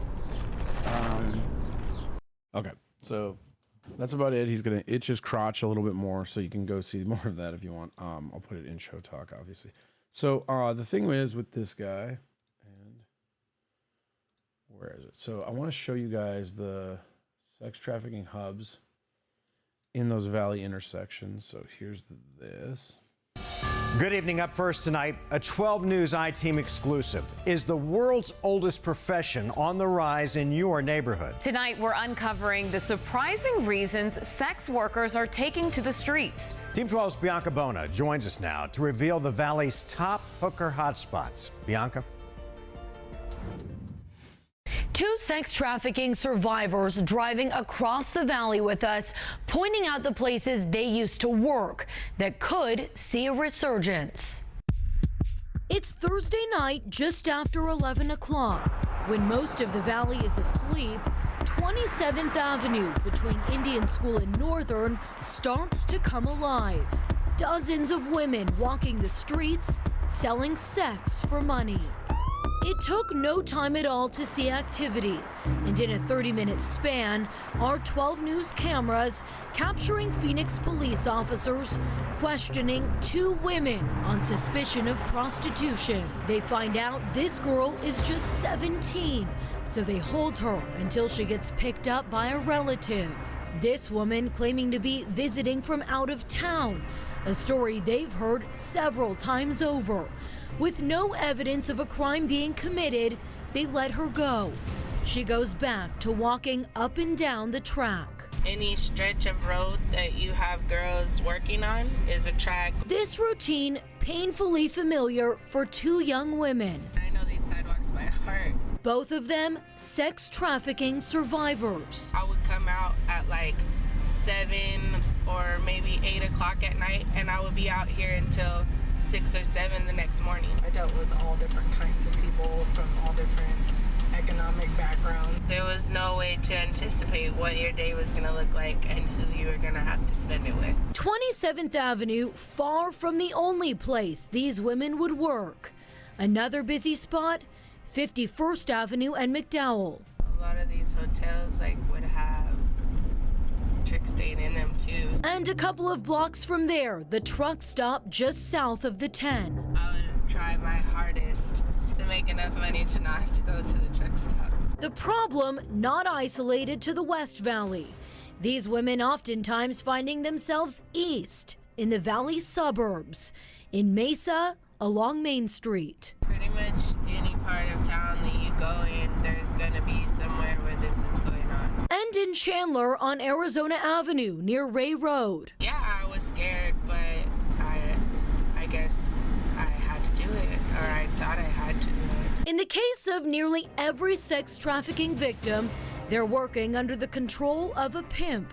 According to these survivors, he was almost always close by, lingering at a bar or gas station. He would be there as soon as it was done and come and pick up the money. In one survivor's case, he would force her to carry drugs and then try to sell them to the men paying her. He sold ecstasy a lot. Sometimes he'd have cocaine. Women being trafficked also sent to Scottsdale's entertainment district. A lot of the clubs in Scottsdale, like the bars and stuff, would be like a relevant place to go. Another spot, Mill Avenue in Tempe. And there's also like the fear of like, okay, they're around my age, like what if I run into them at something else? And strip clubs across the valley. Some of the girls that work in strip clubs, some of them have pimps. These women say the majority of their work, though, came from Backpage.com.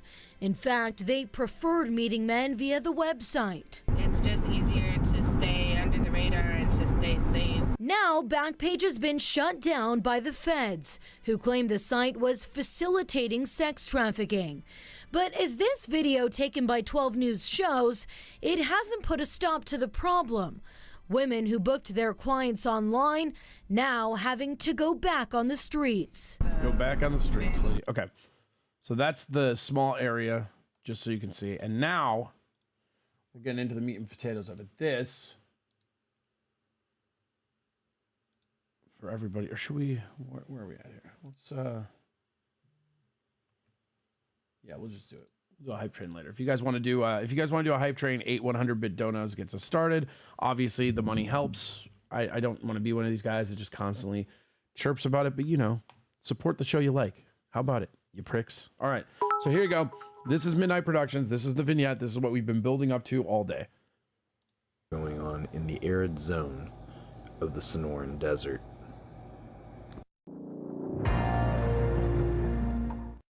Amidst the bustling city lights of Phoenix and the roaring plateaus of the Grand Canyon, the constant sunny, dry heat of the American Southwest is truly one of America's final frontiers.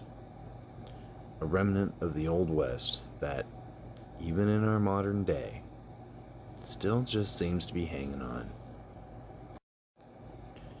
With that comes, of course, its pros and cons.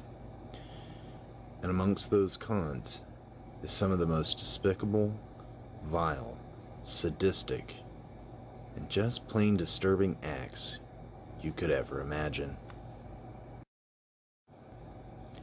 It is here that our story is set. So grab a snack and a refreshing beverage as we take a dive down the rabbit hole. Yeah. That is Midnight Productions. Oh, get a beverage for it, I guess. Here we go. All right, here we go, guys.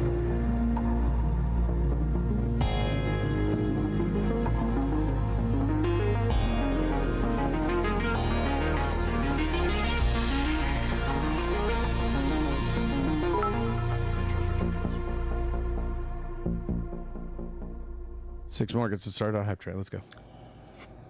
Road trip. It's April 5th, 2023. My world has gotten a bit busy after my video on the Nashville shooting went viral in the Marxist community, and I'm just awakening from my slumber before my graveyard shift that evening. I'm catching up on comments, browsing my social media, and trying not to lose my sanity over the incessant media coverage of the last 2 weeks and the slew of reactionary blowback because of it. Nashville and the Tennessee drag ban top the news. So I take a break to go shower and get ready to start my day.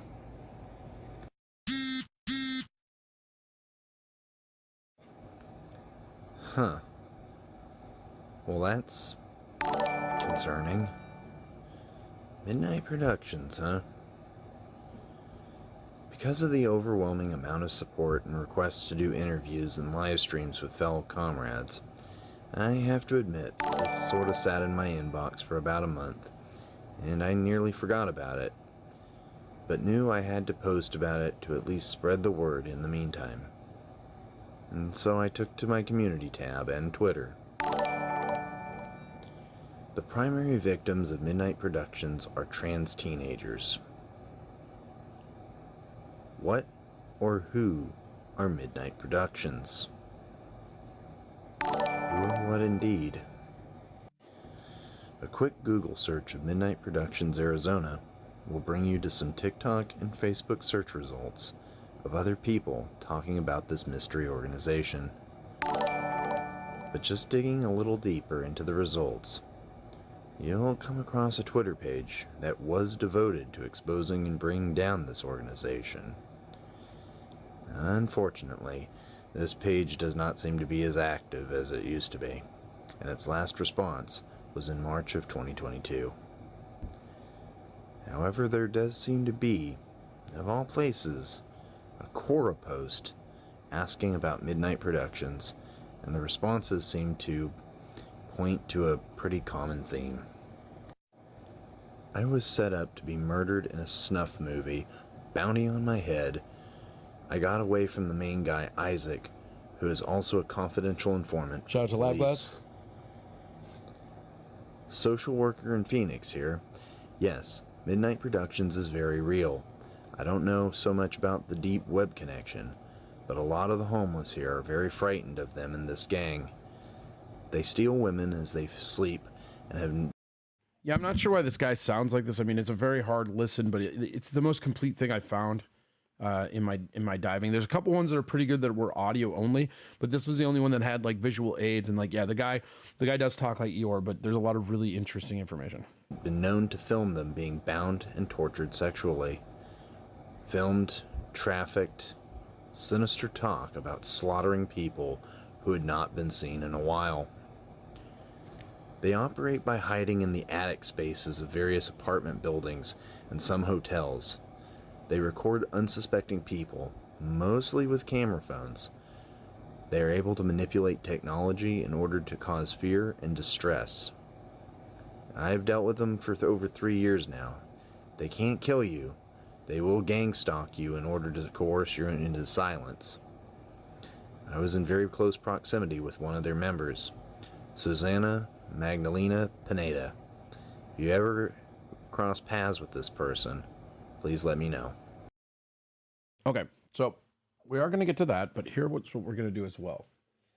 We're going to do a little vignette because they've mentioned it before a couple times about gang stalking. So what we'll do, I think maybe we should do the gang stalking thing first. They're both pretty long, but yeah, we'll do. So let's do gang stalking first. We'll jump back in just so you can hear about it. Like, you got to know what gang stalking is first, because like they'll say that term all the time, but what gang stalking is fucking crazy, and it's not what you think. One of the few times we'll actually watch Vice here. Here we go, guys. Again, if you want to donate to the channel, feel free. Really helps out. Let's go. This has many names: gang stalking, mob stalking, community stalking. You're in the middle of this ridiculous, irrational impossibility that is real. and is happening.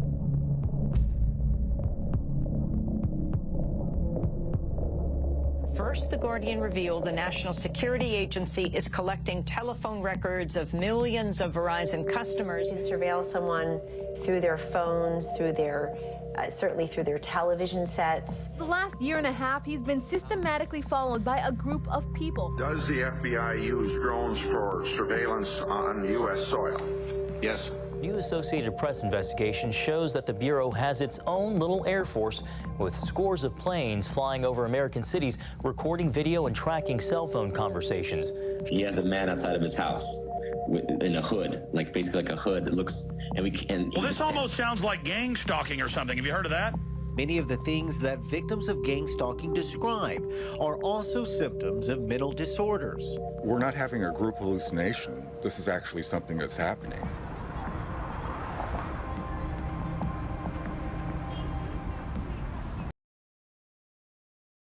Gang stalking is defined as a form of organized harassment and surveillance. An estimated 10,000 people worldwide identified as victims.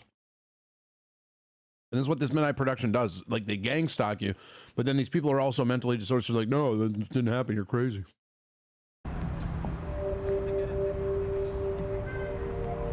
Mental health experts see gang stalking as a delusional form of paranoia. Victims insist it's real. Los Angeles, California. I grew up with my parents. My mother was a medical doctor. My father was a former rocket scientist turned teacher. I grew up with a desire to be a graphic artist. And then I didn't like school very much, so I joined the Navy, and I did that for a couple of years. Didn't like that too much, so I came back to LA and basically lived in Los Angeles as a homeless man, just living on the street. I had my truck with a shell, and I worked as a handyman or construction jobs that I would get. The gang stalking experience started for me when I noticed these black SUVs and other police vehicles driving slowly along the street, but they never came up to me or said anything. And then I had 7 or 8 helicopters hovering directly over my apartment, and then it goes, and it keeps happening, and it begins to dawn on me that something is going on, and this continued on. Here comes the gang stalking helicopter. Here it comes. It's confusing to humans trying to understand gang stalking. Why would they do this to me? Why would they do these weird, petty little things that, you know, may even just irritate me at some moment? If you were to ask me what gang stalking is, it's a way to slowly kill people using their own decisions. See, we're getting one of our friends here. I don't know if you can hear that on the audio, but we're getting a buzz right now. It's not just a government, Gus. And on certain topics that I'll bring up, I'll get buzzed. My understanding of gang stalking is that a number of people have found each other on the internet who believe that they are being targeted for harm.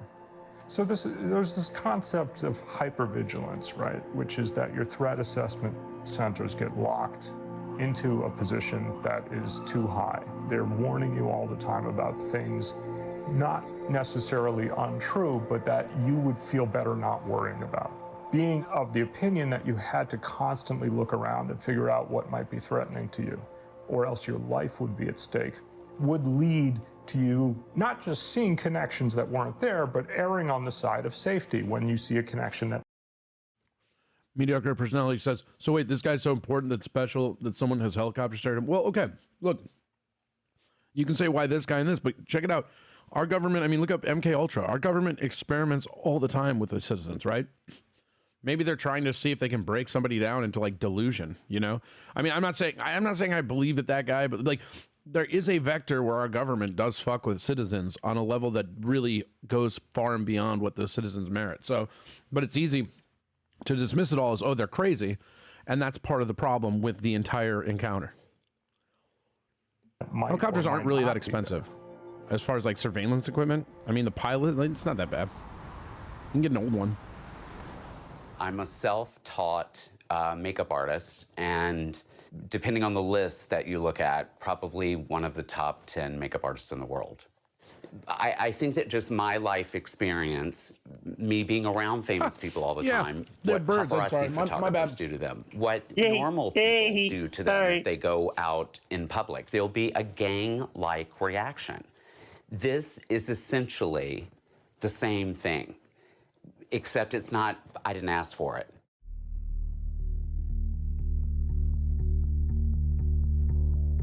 He identifies as a victim of My gang experience has started over a year ago. I had rented, and people want. Billy identifies as a victim of cause stalking, a form of organized stalking based on the victim's lifestyle, political orientation, or beliefs. In my experience has started over a year ago. I had rented a space in Hawthorne, California, and people warned me that as a gay man, you know, it was maybe brave of me to rent this space. I never think about things like that. I didn't know what it was called. It doesn't have to be a police copter. Didn't do nothing. Look up renting a helicopter. You can get it for like $100. Like I said, I just thought that it was bullying. I just thought that it was, you know, people that were just like, get the faggot out of the neighborhood or whatever. When 20 or 30 cars are hazing you on the freeway, behind you, in front of you, on both sides of you, completely controlling how fast you go, whether you exit, whatever you do, this is something bigger than that. I started spray painting their cars on the freeway. I pepper sprayed them.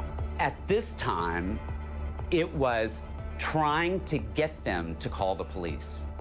That's what I was trying to do. I had no other way, I felt like, other than to find out, are these people together? Are they working in this one collective group for the same reason? What they'll do to a particular person in order to stress them out is they'll hit them with the same thing over and over and over again. I would get Los Angeles Police Department vehicles lighting up their sirens and not pulling me over, but zooming around me, almost like a continual tactic. This happened so much that I was inspired to buy a dash camera. I believe it was the very next day, and it was the first time I experienced what I know now is called street theater. And I watched the parking lot literally fill up with cars. And, you know, heterosexual couples would hold hands and like stroll through the back of the parking lot like they were on some 1950s sitcom. People that are trying to look incredibly normal look incredibly abnormal because they're acting. It's not authentic. That was when I first started thinking, it's all of them against me. This is clearly a collective, organized, whatever is happening. If a conspiracy is a bunch of people working together to do something that they don't want publicized, then it would be absolutely wrong to say that the world is not filled with conspiracies. The question is, what does it do for you to spend a lot of time thinking and feeling about the conspiracies that you believe exist? Government has to know about it. How can this can't be like some rogue group operating, you know, some shadow thing and nobody knows about it. I go to the Van Nuys Police Department, I walk in, I say, this is my ID, this is my name. Are you following me or do you have any knowledge of me being followed? Is there a reason for you to be followed, sir? No, there's not, but people are. Who's following you? Well, I don't know who it is. Well, what are they driving? They're driving cars with dealer tags that you can't trace. Well, sir, there are a lot of dealers here. There are a lot of dealer tags. How do you know that they're following you? Very quickly, you see how crazy you sound. I've never been arrested. I've never had a DUI. Anything whatsoever.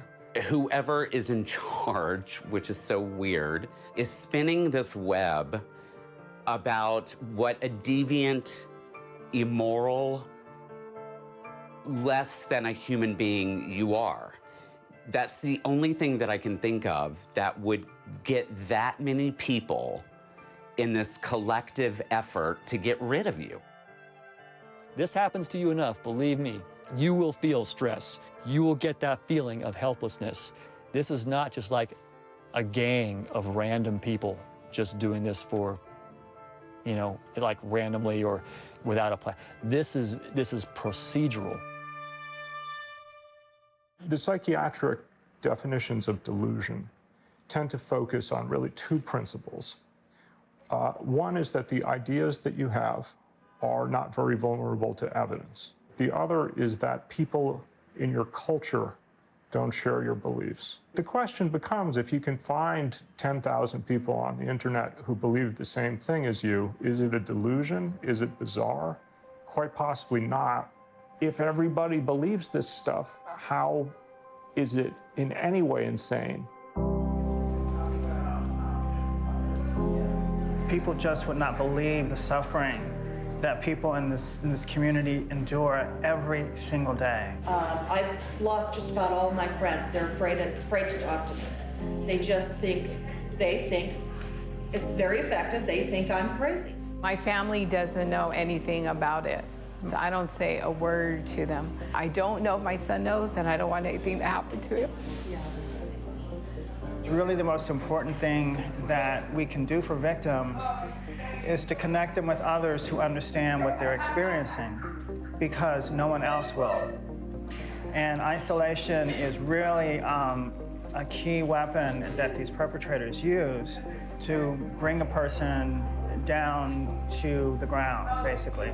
If you go to see a psychiatrist, let's say it's the first time you're meeting a psychiatrist, and you say, I'm under police surveillance, then the psychiatrist will write you off as suffering paranoid schizophrenia, and then he will give you medication. So we must assume that this is what American society believes, that all these government agencies, which normally watch over people, don't actually watch people at all. If anybody thinks that they are being watched by this government agency, then they must be crazy. It cannot possibly be true. There really is no help at the moment officially to assist target individuals. They can't go to the police, they can't go to the FBI, they can't go to Congress. There is nowhere that they can go. We are having to create the issue and also the solution. Why isn't our nation listening? This could be them. I wouldn't be surprised if most of the nation is under mass mind control.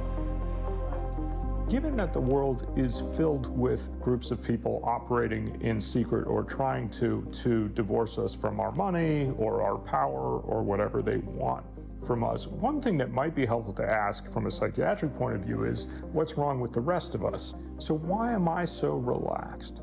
What's wrong with me that I don't feel I'm being gang stalked? And is it that I'm living in the matrix where, in order to feel more comfortable, I have decided to simply ignore a lot of the evils in the world and a lot of the potential threats to me?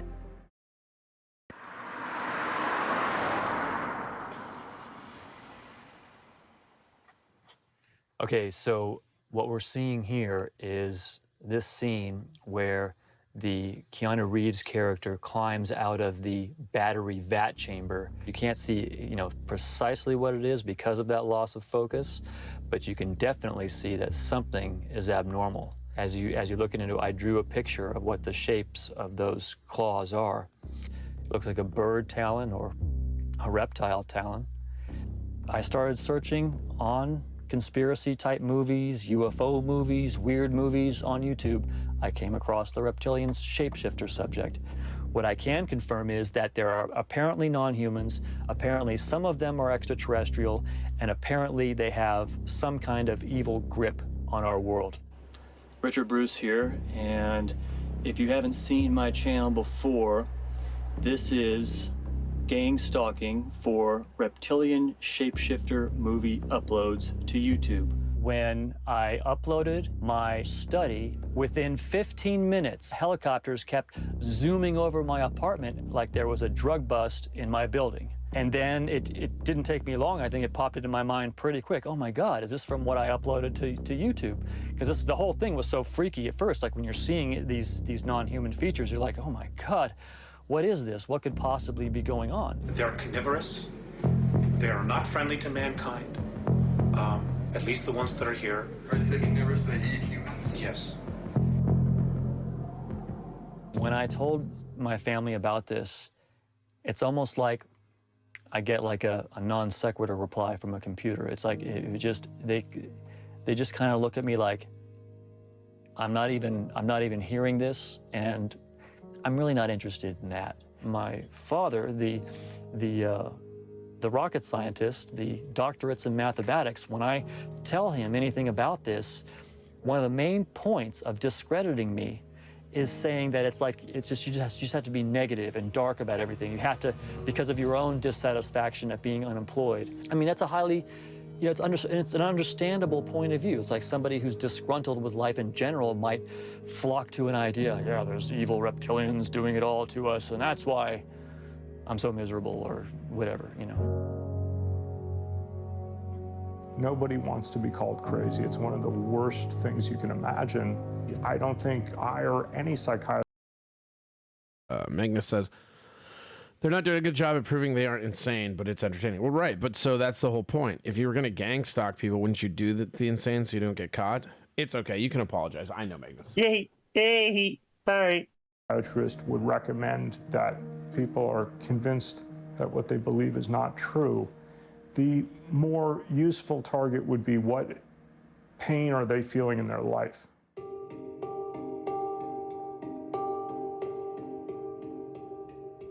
At least if I can do anything, if I can achieve anything by exposing this issue to the general public, it could be that it takes away these criminals. Yeah, that's a new sound drop for Jake. Sorry. It's from the song he sent in. Would you like to hear it? Right to destroy people's lives with this, because it's terrible what's happening to people. I mean, what kind of a country do we live in where you can't say certain things or do certain things without our own government using these subversive, well, it's not really a song, Jameson. It's more of a diss track. Crazy. You're in the middle of this ridiculous, irrational impossibility that is real. I know. I was thinking the same thing, Magnus. It would be really fun to get hey guys, show field trip. Everybody in this chat room, get your car. We're going to start following these motherfuckers and really start fucking with them. And is happening.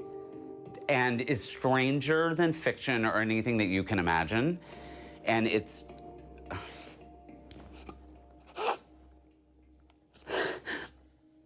Gotta have the fake tears. It's terrifying. Fuck. I don't want to start crying.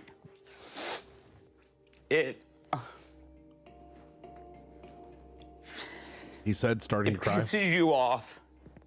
It frustrates you beyond anything that you can imagine. And it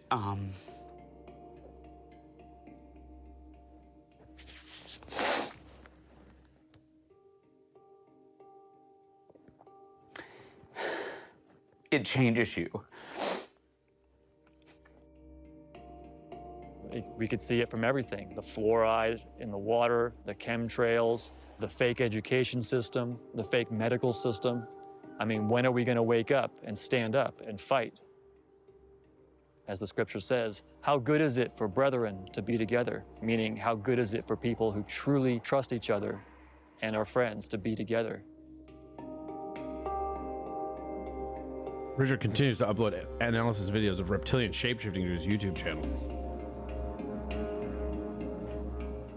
Since filming it completed, Billy has come to believe that fundamentalist Christian group based in Mississippi is the source of his gang stalking.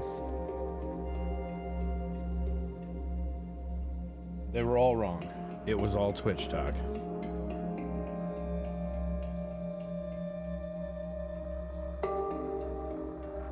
So there you go. Okay. Whisper me the diss track? No, sir. Okay, so that's gang stalking. We'll just play it. Here you go. This was sent into me today. Everybody knows your name. Aaron M. Holt, everyone knows your name. Everybody hates you. Everybody hates you, Eminem, ho ho. Everybody hates you. Everybody hates you, Eminem, ho. When you're on I feel Twitch, you're guilty not about talking it. about these fucking YouTubers. You were talking about Twitch streamers like Brent Hadley, Bubba the Love Sponge, and Mike Waters. You were even talking about that good guy in Syracuse named Gomez Adams. You were talking about him. Now you gone woke, talking about Patrick Melton, and also Chad Zumach, and also those dumb fucks over at the Shuley Network. Sorry, Shuley Network. I love you guys, but I had to say that. Yay! Yay! Sorry. But you never talked about, you That's where called the me drop a comes from. stalker. You are a punk. You are a stalker. Listen to me, you're in the woke one. You've been woke along, so I'll be able to say you're woke and you're a dumbass. Thank you. All right, guys. Love you guys. Bye. Bye. Bye. Bye. There's so many buys. Maybe we need that as a sound drop too. I don't know. Sick tunes. What are we listening to? God damn, he's good. Yeah, no, it's pretty fun, right? We were listening to Jake Hudson say that. Okay, so now we're gonna go back to this Midnight Productions, the Eeyore guy. So here's the thing, right? We watched that gang stalking video, and you know, you watch that and you go, oh, these people are kind of crazy, right? Oh, one guy's a reptilian shape-shifting fan, right? So then when this like ring, which people know about it, like a bunch of people that are targeting people start talking about gang stalking, people just think they're crazy. And this is part of the thing, right? Like, I'm not saying, look, the one guy is like a reptilian guy, fine. You know, the other guy like thinks a church is out to get him, fine. But like, when you're talking about a group of like 20 people who are targeting and stalking and abducting people off Arizona streets, which we know for sure, and they're doing, it's a little different. It's a little easier to take. But that's why it's important to understand the ins and outs of the gang stalking, because most people that claim gang stalking, you already think they're crazy. And that's why this is kind of interesting. I don't know about any law enforcement being involved with them, or Hell's Angels. However, when I was almost taken by them in 1997, the guy, George... Might have taken it, yo. That's what he said his name was. Tried to convince me that my dad was secretly a Hell's Angel. Like one of the top dudes. Yes, these people are very real and very dangerous. I'm not affiliated with the Hells Angels, but I have connections to another MC. And some of the members and hangarounds I'm close with had dealings with Midnight several years ago. A friend of mine, as well as his friend's entire family, are currently dealing with them, and I can tell you that people fear them for a reason. I think, at this point, you can see where this is going. This organization, from what we can gather, is definitely not doing anything legal or benevolent. Already, we have heard common themes of kidnapping, human trafficking, murder, extortion, torture, and sexual abuse. We know at this point there has been a mention of a police informant named Isaac, some member named Susana Magdalena Pineda, and an individual named George, who may or may not have had connections to the Hells Angels or another motorcycle gang. In case you aren't familiar with the Hells Angels, here's a bit of background. They were founded in the 1940s or early 1950s. Details are a little sketchy on that. Though most attest it was founded in Southern California in 1947 by an Army vet named Otto Friedli in Fontana, California. In 1957, a chapter in the San Francisco-Oakland Bay Area was founded by Sonny Barger, an outlaw motorcycle biker, and is regarded as the man who united and incorporated all of the Hells Angels chapters. The Hells Angels have throughout their history been notorious for their criminal activities, such as sex trafficking, prostitution, drug trafficking, murder, and much more. They've had numerous feuds with several motorcycle clubs over the years, including the Mongols, Pagans, and Outlaws. They've also been notorious for having a loose but still controversial racial policy, though the group is not specifically white nationalists. In recent years, the Hells Angels have tried to clean up their image by doing children's toy drives and helping out stranded motorists on the side of the road. However, make no mistake, this group is still a criminal organization, and they still are out there committing heinous crimes. But what does this have to do with Midnight Productions? Well, it is said that the organization was branched off of the Hells Angels somewhere in the 1980s, essentially starting out making pornography and selling drugs like cocaine. Eventually, this evolved beyond the gang's organization and idealism. Many members of Midnight Productions are said to be Hells Angels, and certain members of Hells Angels are said to be involved with Midnight Productions. As we said earlier, there have been numerous allegations of this group having ties to crooked cops, state and federal agencies including Child Protective Services, which in and of itself has been a shady organization and only gets shadier depending on what state you're from, and even what county you're from, as this organization is fairly decentralized from its parent organizations, whose highest levels are often the states themselves and not the federal government. Because of that, we have seen numerous children be taken out of perfectly good homes, away from their immediate family members, and often placed into homes where they are abused and or indoctrinated by fanatical religious zealots. Often these children end up on the streets due to being outcast by their adoptive families, or as runaways, making them prime targets for nefarious groups like Midnight Productions. Often than not, most of these children typically tend to have non-heteronormative sexuality and gender identities, with many of the victims seemingly being young cis women and trans teenagers. In addition, some of these victims come from ethnic minority backgrounds, which are also statistically more likely to live just above or below the poverty line.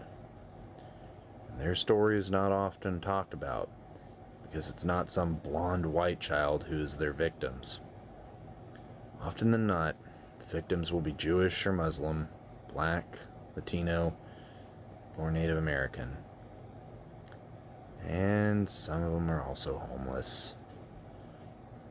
And because these people are often so desperate for money and help, a place to sleep, or something to eat, they are vulnerable to the tentacles of this sick and sadistic organization. What Midnight Productions is, then, at its very core, is a human trafficking ring. A group of individuals who prey on children from poor backgrounds or unfortunate situations and coerce them into a life of sexual slavery and torture. They subject their victims to brainwashing and either make them think that they are the most worthless human beings on the planet and that nobody will want them, or they make them think that they are tantamount to gods. Many victims that have left this organization said to be delusional or paranoid, as would anyone that is put through that kind of mental anguish would. And as these victims are largely children and young adults, they are most likely to be of the gay and trans community, where dysphoria and sense of self-worth is fragile at best, and suicide rates are higher. Most of them will likely not live to see 20, much less 30, and will likely be their own hand due to the unimaginable horror they face, in addition to their own identity.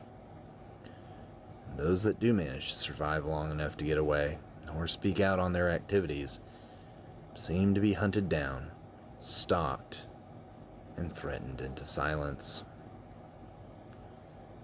This organization has antagonized so many people and has perpetuated a silent fear amongst the residents of Arizona, who seem to be aware of the group's nefarious activities, but keep quiet for fear of reprisal, as the individuals involved are not your typical outlaw bikers, drug dealers, or organized criminals. They could easily be a social worker or administrator working for the Department of Human Services, such as CPS, or a cop working for or running the Maricopa County Sheriff's Department or the Tempe Police Department. It could easily be your local or state politician, or even a U.S. senator or congressman. That's how deep these roots seem to run. On top of that, Arizona has one of the worst human trafficking records in the country. And you don't have to look very far to see just how far and how deep that corruption goes in keeping this organization covered up. For one, John Arpio, who was head of the Maricopa County Sheriff's Department from 1993 to 2017, was engaged in many activities from poor jail conditions to false imprisonment of individuals based on their ethnic or national backgrounds. His organized crime of immigration enforcement agents and their failure to investigate numerous heinous crimes that were repeatedly reported because the individuals were black, Latino, or of native background. Or just the fact that he tried to cover up so many tracks that he tried to silence the media and journalists and political opposition in order to keep his dirty laundry buried. To this day, he still has not faced any punishment for his crimes, as he was pardoned by former U.S. President Donald Trump. I've not even scratched the surface of the depths of depravity that this organization goes. Midnight Productions is a vile network of child rapists, sexual abusers, human traffickers, and whatever other kind of scum and villainy you can imagine. Their victims are vulnerable young adults from disadvantaged backgrounds who already suffer from unfortunate circumstances and are impressionable, lack self-confidence, and suffer from mental health issues. If you want to see for yourself just how awful and disturbed our society can get, then I encourage you to do your own research and speak out for those who cannot or had their voices stolen from them. I encourage you to read up on Liza and Eric, and on Sanctuary and Sunny Slope. I encourage you to read up on the Arizona massacre that happened a few years back, and how that ties into Midnight Productions, and just what happens when groups who try to speak out for the speechless and demand justice are mercilessly attacked in an attempt to silence the truth. I'm Red Pagan Nicole. Okay, so there we go. We got him, or whatever. I don't care. I can't. So all right, that's a lot of information from a guy that's really stupid.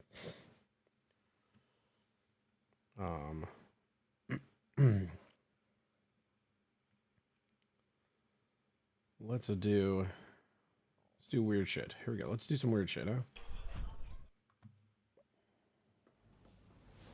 Our next story is about a place where it is always night and it is always snowing. I'm talking about the deep sea. It's a wondrous underworld. It exists beneath the surface at a depth of about 660 feet. Sunlight doesn't reach this realm, so the deeper you go, the colder and darker it gets. Plus, when you're under the sea, water pushes you down. It pushes down on you, rather, and this builds pressure. Again, the deeper you go, the greater the pressure. So it is a difficult place to be in, at least for land dwellers. Though you may relate to deep-sea creatures if you hate your job, if you've had to adapt to crushing pressure and oppressive darkness at the workplace. But jokes apart, the deep sea is intimidating. So humans have long treated it as separate from our world, like a shadowy basement without oxygen, populated by alien creatures, when in fact the deep sea is crucial. It makes up more than 95% of the Earth's habitable space. That's right, 95%. It has an astonishing diversity of ecosystems, animals, plants, and resources beyond imagination, which also makes it one of the most important things to understand. So lately, humans have been trying a little harder. Recently, marine researchers went on a deep-sea mission. They focused on the Bounty Trough. It's off the coast of New Zealand, about 800 kilometers long, and not very well explored, so it was the perfect target.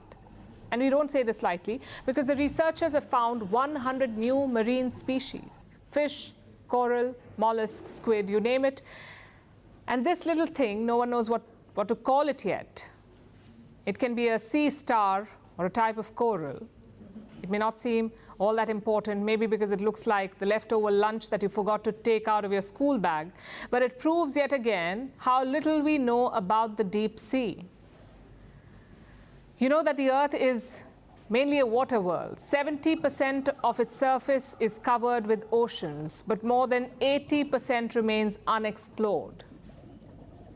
In fact, we know more about the surface of Mars and the Moon than the ocean floor of our planet. Until the 19th century, we thought the deep sea was devoid of life. But then we sped up exploration. We made new discoveries, like the marine snow, the snow that I was talking about earlier.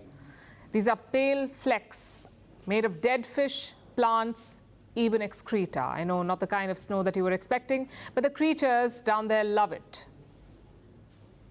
For some species, it is their favorite food. If they could, they'd probably make snow cones out of it. But apart from snow that looks like dandruff, humans found so many species: forests of ancient corals, undersea urchins with cactus-like spikes, and fish that lights up. Sometimes the light is a lure, other times it is a weapon. But huge gaps remain in our knowledge. So far, scientists have discovered 240,000 species. They claim more than 2 million exist. But here's what humans care about more: precious metals and minerals like manganese, copper, nickel, cobalt. They can be used to make mobile phones or batteries for electric vehicles. So countries want to mine the seabed and extract minerals from it. The process is called deep sea mining. Countries like China, Norway, and Russia are pushing for it. Scientists say this is severely harmful. It's exploitation of the seabed. But this is not the only kind. The deep sea has become a convenient garbage dump too, for waste that is too dangerous, like radioactive materials, or waste that is too expensive to store on land, like artificial fibers or plastics. So we barely understand the deep sea, but we're already abusing it and exploiting it. We say it's not a good look for humans. Not a good look for humans. How dare us? All right, this also happened in Austin. This is kind of interesting. A busy night for a group in blue sweatshirts, and it was all caught on camera. The first stop was at the People's Pharmacy Lakeline location at 183 and 620. It was about 1:30 in the morning. Video shows them trying to pry open the front door. They had a crowbar and a sledgehammer, and they just went after the front door for a minute and a half. They were able to bend it and get it all twisted out of shape. But they couldn't get it open, and they eventually give up. They then head about 20 miles south to the People's Pharmacy location on South Lamar. This time, they do get inside. Spent about 3 to 4 minutes running around in the store, checking the cash registers, pulling all the change out of there. We don't keep any money in our stores overnight. They rummaged through the bottles behind the counter, and at one point using a couple crowbars to try to open the safe, but we're required under regulations to keep all of our controlled substances locked away in a vault, and there's no way that they could get into that. So they didn't leave with much. And as far as we can tell, all they got away with was a bottle of antibiotics and a bottle of diuretics. The money they spent on gas driving between the stores cost them a lot more than what they got away with. Police arrived about 20 minutes later. Grateful for that response, but had they been able to show up 2 or 3 minutes after the alarm went off, we believe their car was parked right out here in the parking lot. They could have pulled in and blocked the car in and hopefully apprehended the suspects. Now, People's Pharmacy is left with the damage. Physically, we've got to, figure out how to secure doors and replace equipment. Emotionally, it's hard for employees because they come into the store and, they feel like their space has been violated.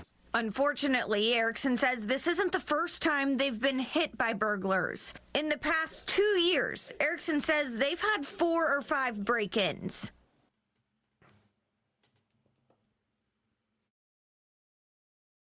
Hey, I mean, no good. There we go. Yeah. All right. We have... Where to go? All right, let's talk about... So you guys remember that Boeing guy who died, right? It's kind of crazy because they're saying foul work, guys. Let's do this one first. To give everybody an update on the Boeing whistleblower situation, we brought everybody the news previously that the major Boeing whistleblower in the midst of an investigation into the company had been found dead in an alleged suicide. We are now getting some information, though, to possibly expand this into a criminal investigation.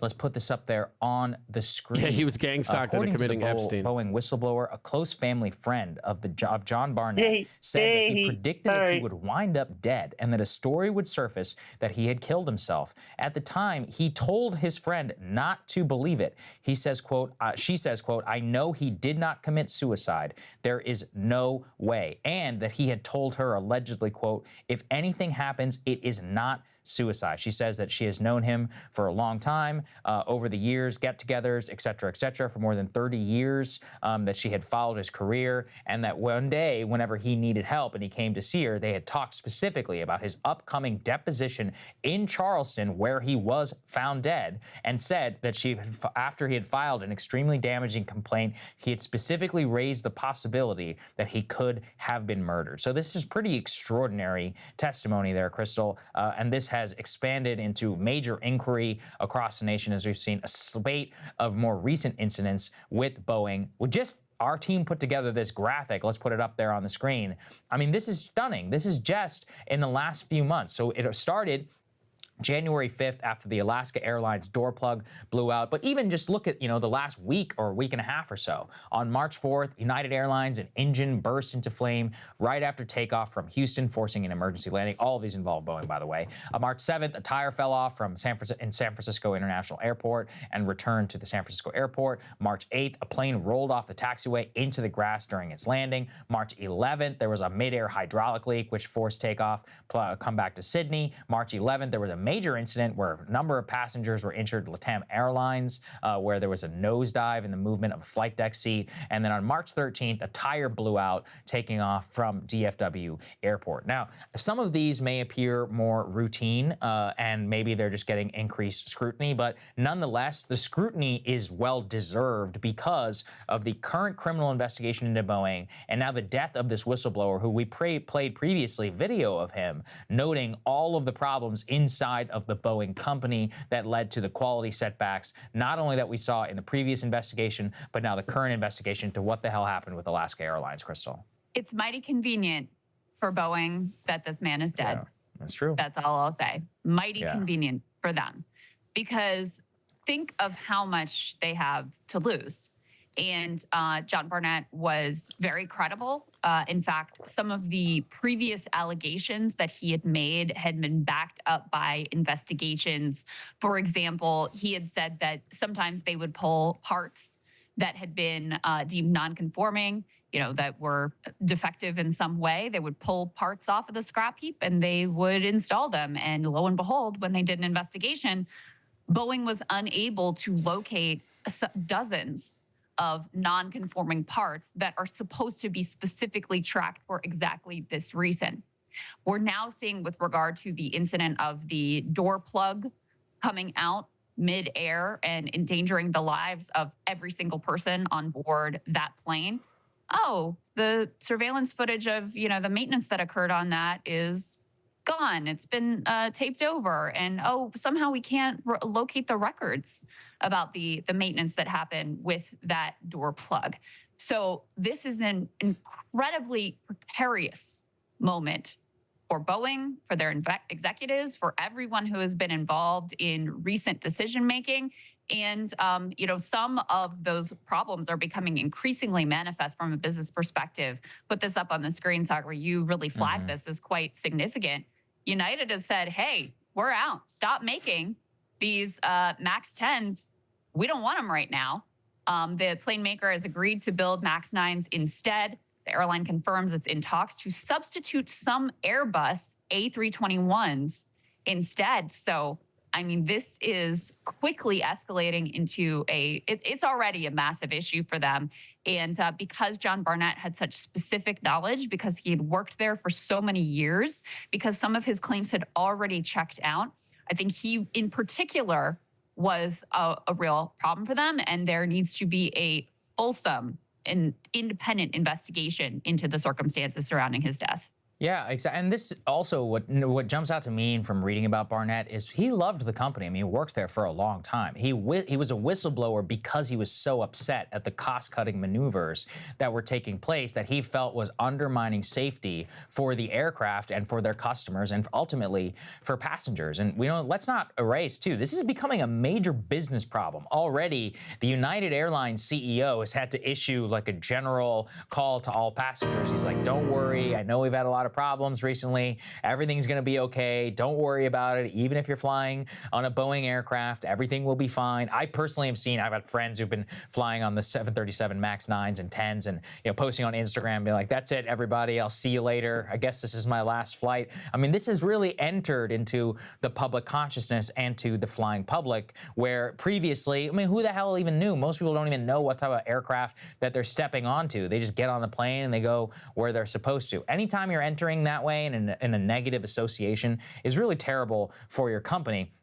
The other thing I want to come back to is that what this is again is exposed, which we talked about previously, is exactly what Barnett warned about, which is that the Boeing pursuit of shareholder profit has dramatically undermined the performance at a hardware level of the company. Is that they sold off Spirit Aerosystems, which is the supplier that made that door plug. It appears that there was a problem both on the Spirit Aerosystems side and on the Boeing side in terms of quality checks. We've had a complete lack of government regulation where Boeing is allowed to self-certify its own planes for safety, which is insane. I mean, how can you possibly have a system like this? We were thinking, Crystal, we were like, hey, has the Secretary of Transportation, Pete Buttigieg, said or done anything about this? Beyond the cursory, no, not really. So where the hell is Pete? That's another big question, too. That's a constant question for me.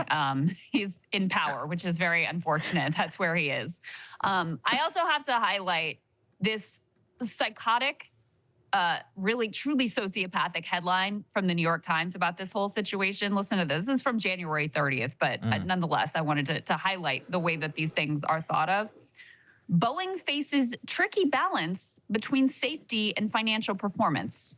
Tricky balance. Right. Do we keep people alive or do we maximize our shareholder returns? I don't know. So hard to say. It's a tricky balance that we have to strike. And of course, the unfortunate reality, Sagar, is we see that they were not striking that balance at all. They were moving explicitly in the direction of financial performance. That's how a Nikki Haley gets on the board there. Boeing moved a significant part of its airline assembly to South Carolina because of their right to work status and the fact that they were so anti-labor. That was a big part of drawing them to the state. That is where John Barnett worked and, was observing these failures in terms of safety and making sure that every plane was assembled incredibly precisely and making sure that it was really safe.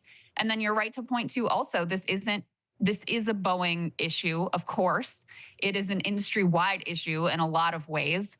And it is a government regulatory issue because you can't let the fox guard the henhouse. And that's exactly what had happened here over years and over bipartisan administrations. Trump did push through some a further FAA deregulation, but this has been a trend multi-decades in the making. It is, you're right, absolutely insane that Boeing would be able to self-certify the safety of their planes. But that's precisely the way that many of these agencies have, the direction that many of these agencies have gone over the neoliberal era, where they outsource expertise. They no longer have either the funding or the technical know-how to really do these functions themselves. And so they just assume industry is going to be honest with sometimes completely catastrophic consequences. Hey guys, if you like that video, go to Breaking Point. Shut up, Crystal. How about that? Pretty fun. All right. The other one that I want to talk. Oh yeah, this have the actual video? Yeah, I think this has the actual video of it. I know that he did not commit suicide. There's no way. First tonight, our investigative reporter Ann Emerson has new information in the death of Boeing whistleblower John Barnett. A close family friend of Barnett says he predicted he might wind up dead, that a story could surface that he killed himself. But he told her, don't believe it. Ann? Tessa, Barnett's family friend Jennifer said they had talked about this exact scenario playing out, but his words seemed like a premonition. He told her, don't ever believe it. I knew John because his mom and my mom are best friends. And so over the years, get-togethers, birthdays, celebrations, and, you know, whatnot, we've all got together and talked, and, you know, that's how we really know each other. And when Jennifer needed help one day, Barnett came by to see her. They talked about his upcoming depositions in Charleston. Jennifer knew he filed an extremely damaging complaint against Boeing. He says the aerospace giant retaliated against him when he blew the whistle on unsafe practices. For more than 30 years, Barnett was a quality manager. He'd recently retired and moved back to look after his mom in Louisiana. He wasn't concerned about safety because I asked him, I said, aren't you scared? And he said, and his voice and the way he would talk, no, I ain't scared. He said, but if anything happens to me, it's not suicide. You know, I know that he did not commit suicide. There's no way. He loved life too much. He loved his family too much. He loved his brothers too much to put them through what they're going through right now. And he basically told you not to believe it. Yeah, basically, yeah. Not true. He's got too much to do, likes breathing. And he did. He had a lot of plans of things that he wanted to do. What do you think happened? I think somebody got in there and made, you know, money can buy anything nowadays, it seems like. And there's a lot of evil in this world. I think somebody didn't like what he had to say and wanted to shut him up and didn't want it to come back on anyone, so that's why they made it look like a suicide. The last time she saw Barnett, it was at her father's funeral in late February. He was one of the pallbearers. Sometimes family and friends referred to him by his middle name, Mitch. I think everybody is in disbelief and can't believe it. And I told everybody that I don't care what they say, I know that Mitch didn't do that. And just because John Mitch Barnett is dead doesn't mean this case won't move forward. Okay, so just an interesting thing. All right, let's also talk about Barfly. I can't escape this fucking dude lately.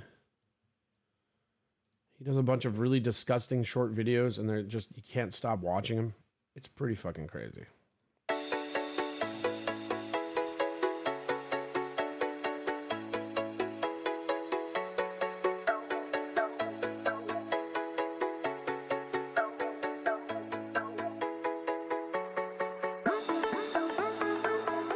I don't know what this music is, but whatever. He's literally making some kind of beef steak thing in a hotel bathroom. This is his whole thing. He cooks in bathrooms.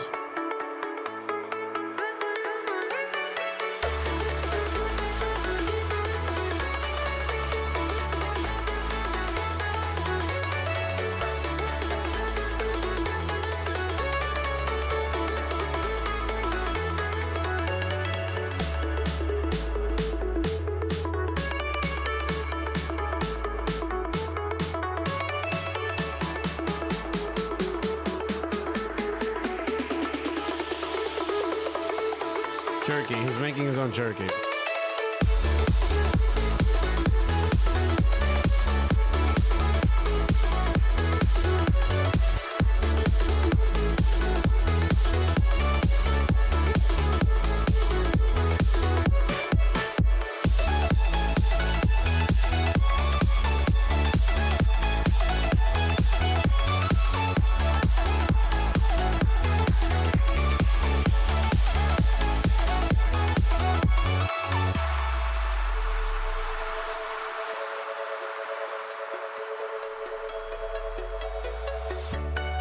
guy has so many videos, and they're just all crazy, and he always cooks in the bathroom.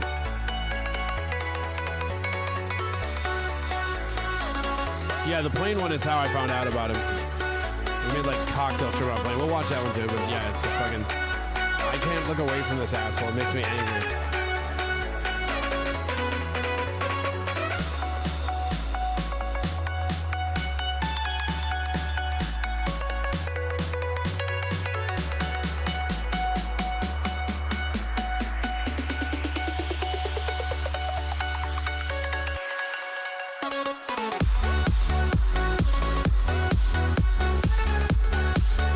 Pillowcase, John.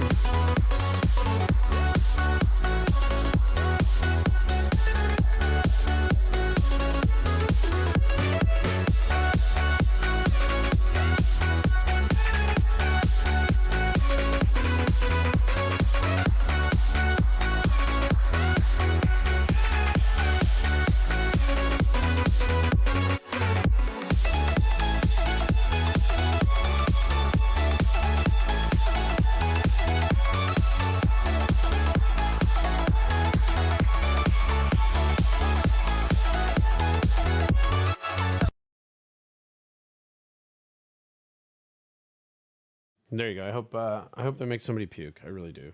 I fucking hate it. All right, let me see if I can find the one on the plane. A lot of them are shorts. Oops. So first off, no.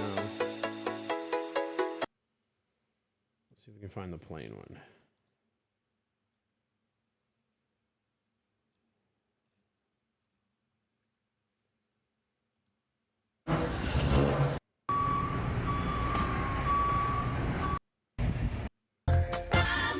Mashed taters? Oh yeah. Only the best canned cranberry. Thanksgiving leftover pizza. Gonna hit that turkey? Hey.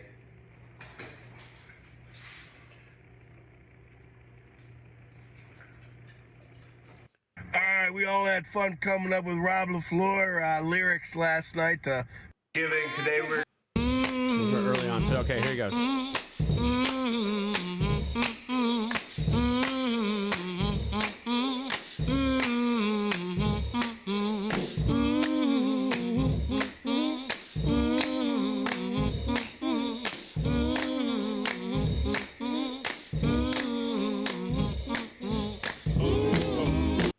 Don't get lost, cause I'm waiting.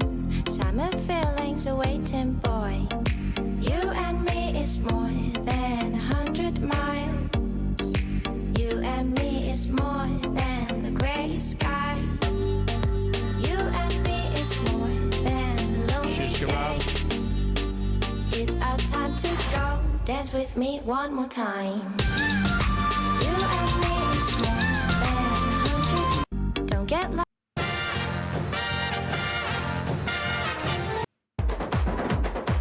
Bathroom banana curry chicken.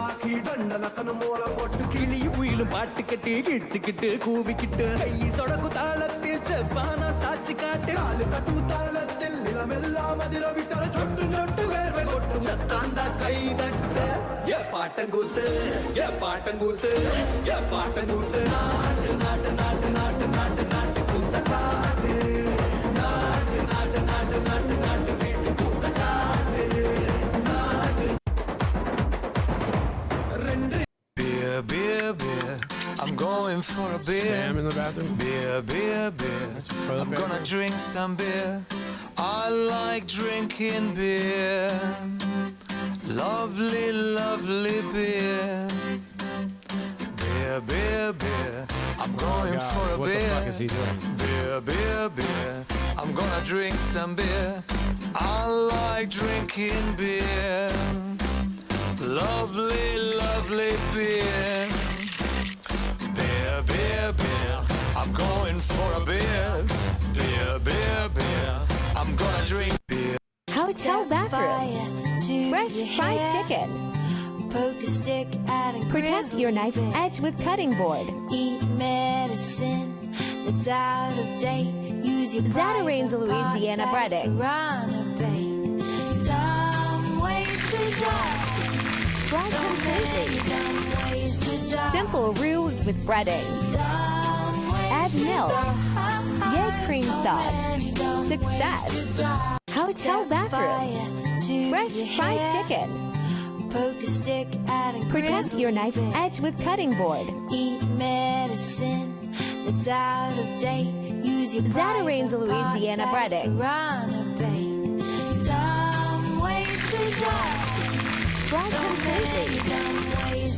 Simple roux with bread. All right, so these are all. Here you go, bathroom toilet jerky, right? I saw that already. Okay, so there you go. But here we found it. I found it for you. That's right. This is how I found this motherfucker, and this will haunt my dreams.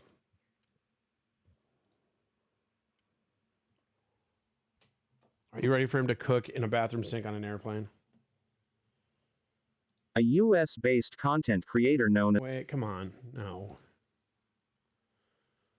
Well, I got a terrible idea. It's a terrible idea. Throw I'm a little away. nervous. The stuff I got packed definitely looks like a bomb.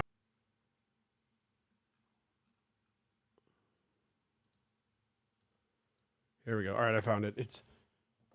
They got that other thing that... Okay. Fucking TikTok, but you know what? Who cares? Here we go. Well, I got a terrible idea. It's a terrible idea. Throw away. The stuff I got packed definitely looks like a bomb. Mile High shrimp and mash. Get ready. Well, I got a terrible idea. It's a terrible idea. Throw I'm a little nervous. away. The stuff I got packed definitely looks like a bomb.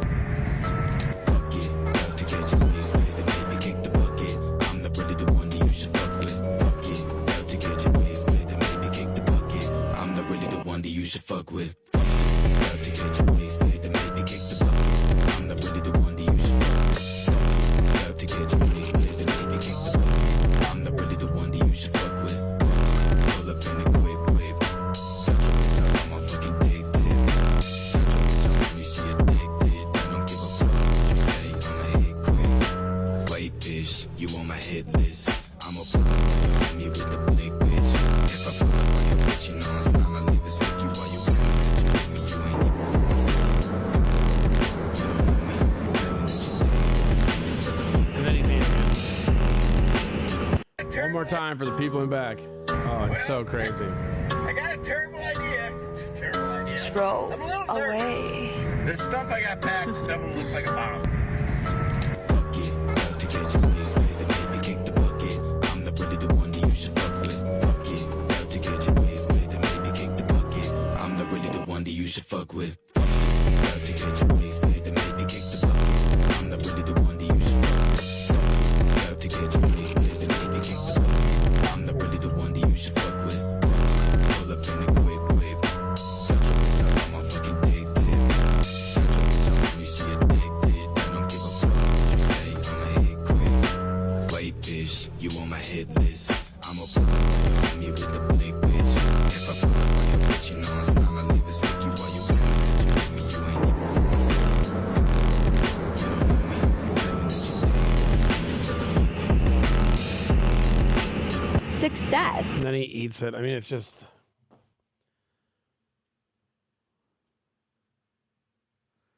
Thank you for the commercial. Yeah.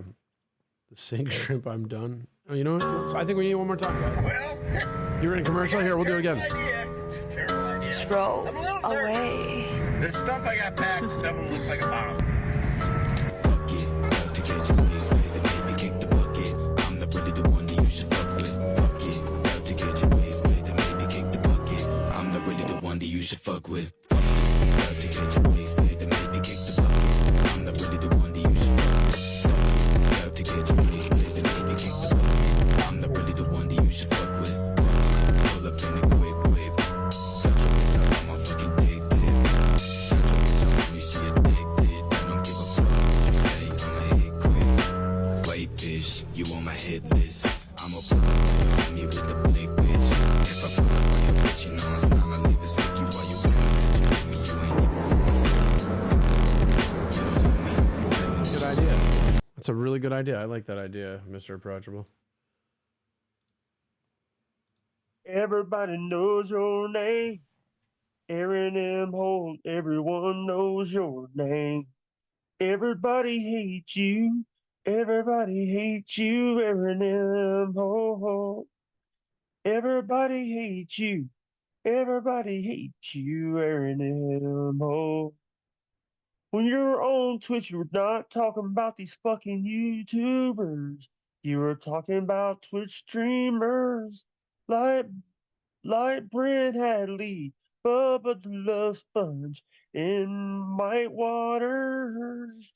You were even talking about that good guy in Syracuse named Gomez Adams.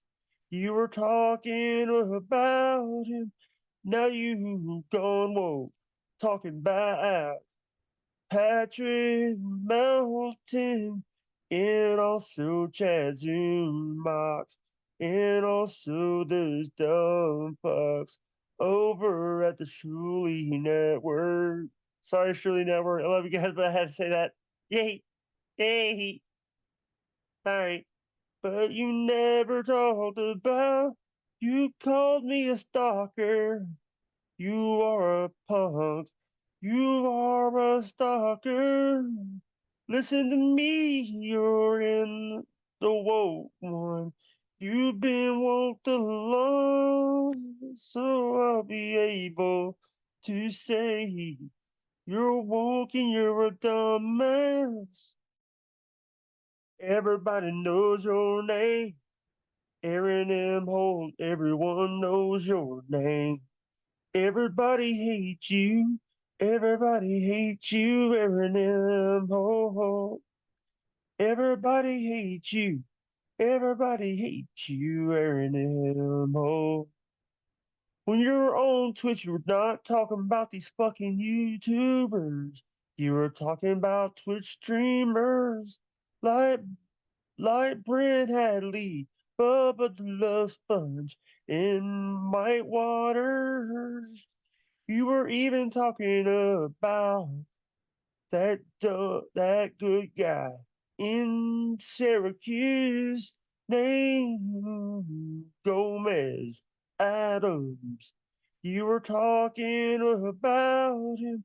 Now you gone woke, talking about Patrick Melton, and also Chad Zumach, and also those dumb fucks over at the Shuley Network. Sorry, Shuley Network. I love you guys, but I had to say that. Yay! Yay! Alright. But you never talked about, you called me a stalker. You are a punk. You are a stalker. Listen to me, you're in the woke one. You've been woke along, so I'll be able to say you're woke and you're a dumbass. Thank you. All right, guys. Love you guys. Bye. Bye. Bye. Bye. Bye.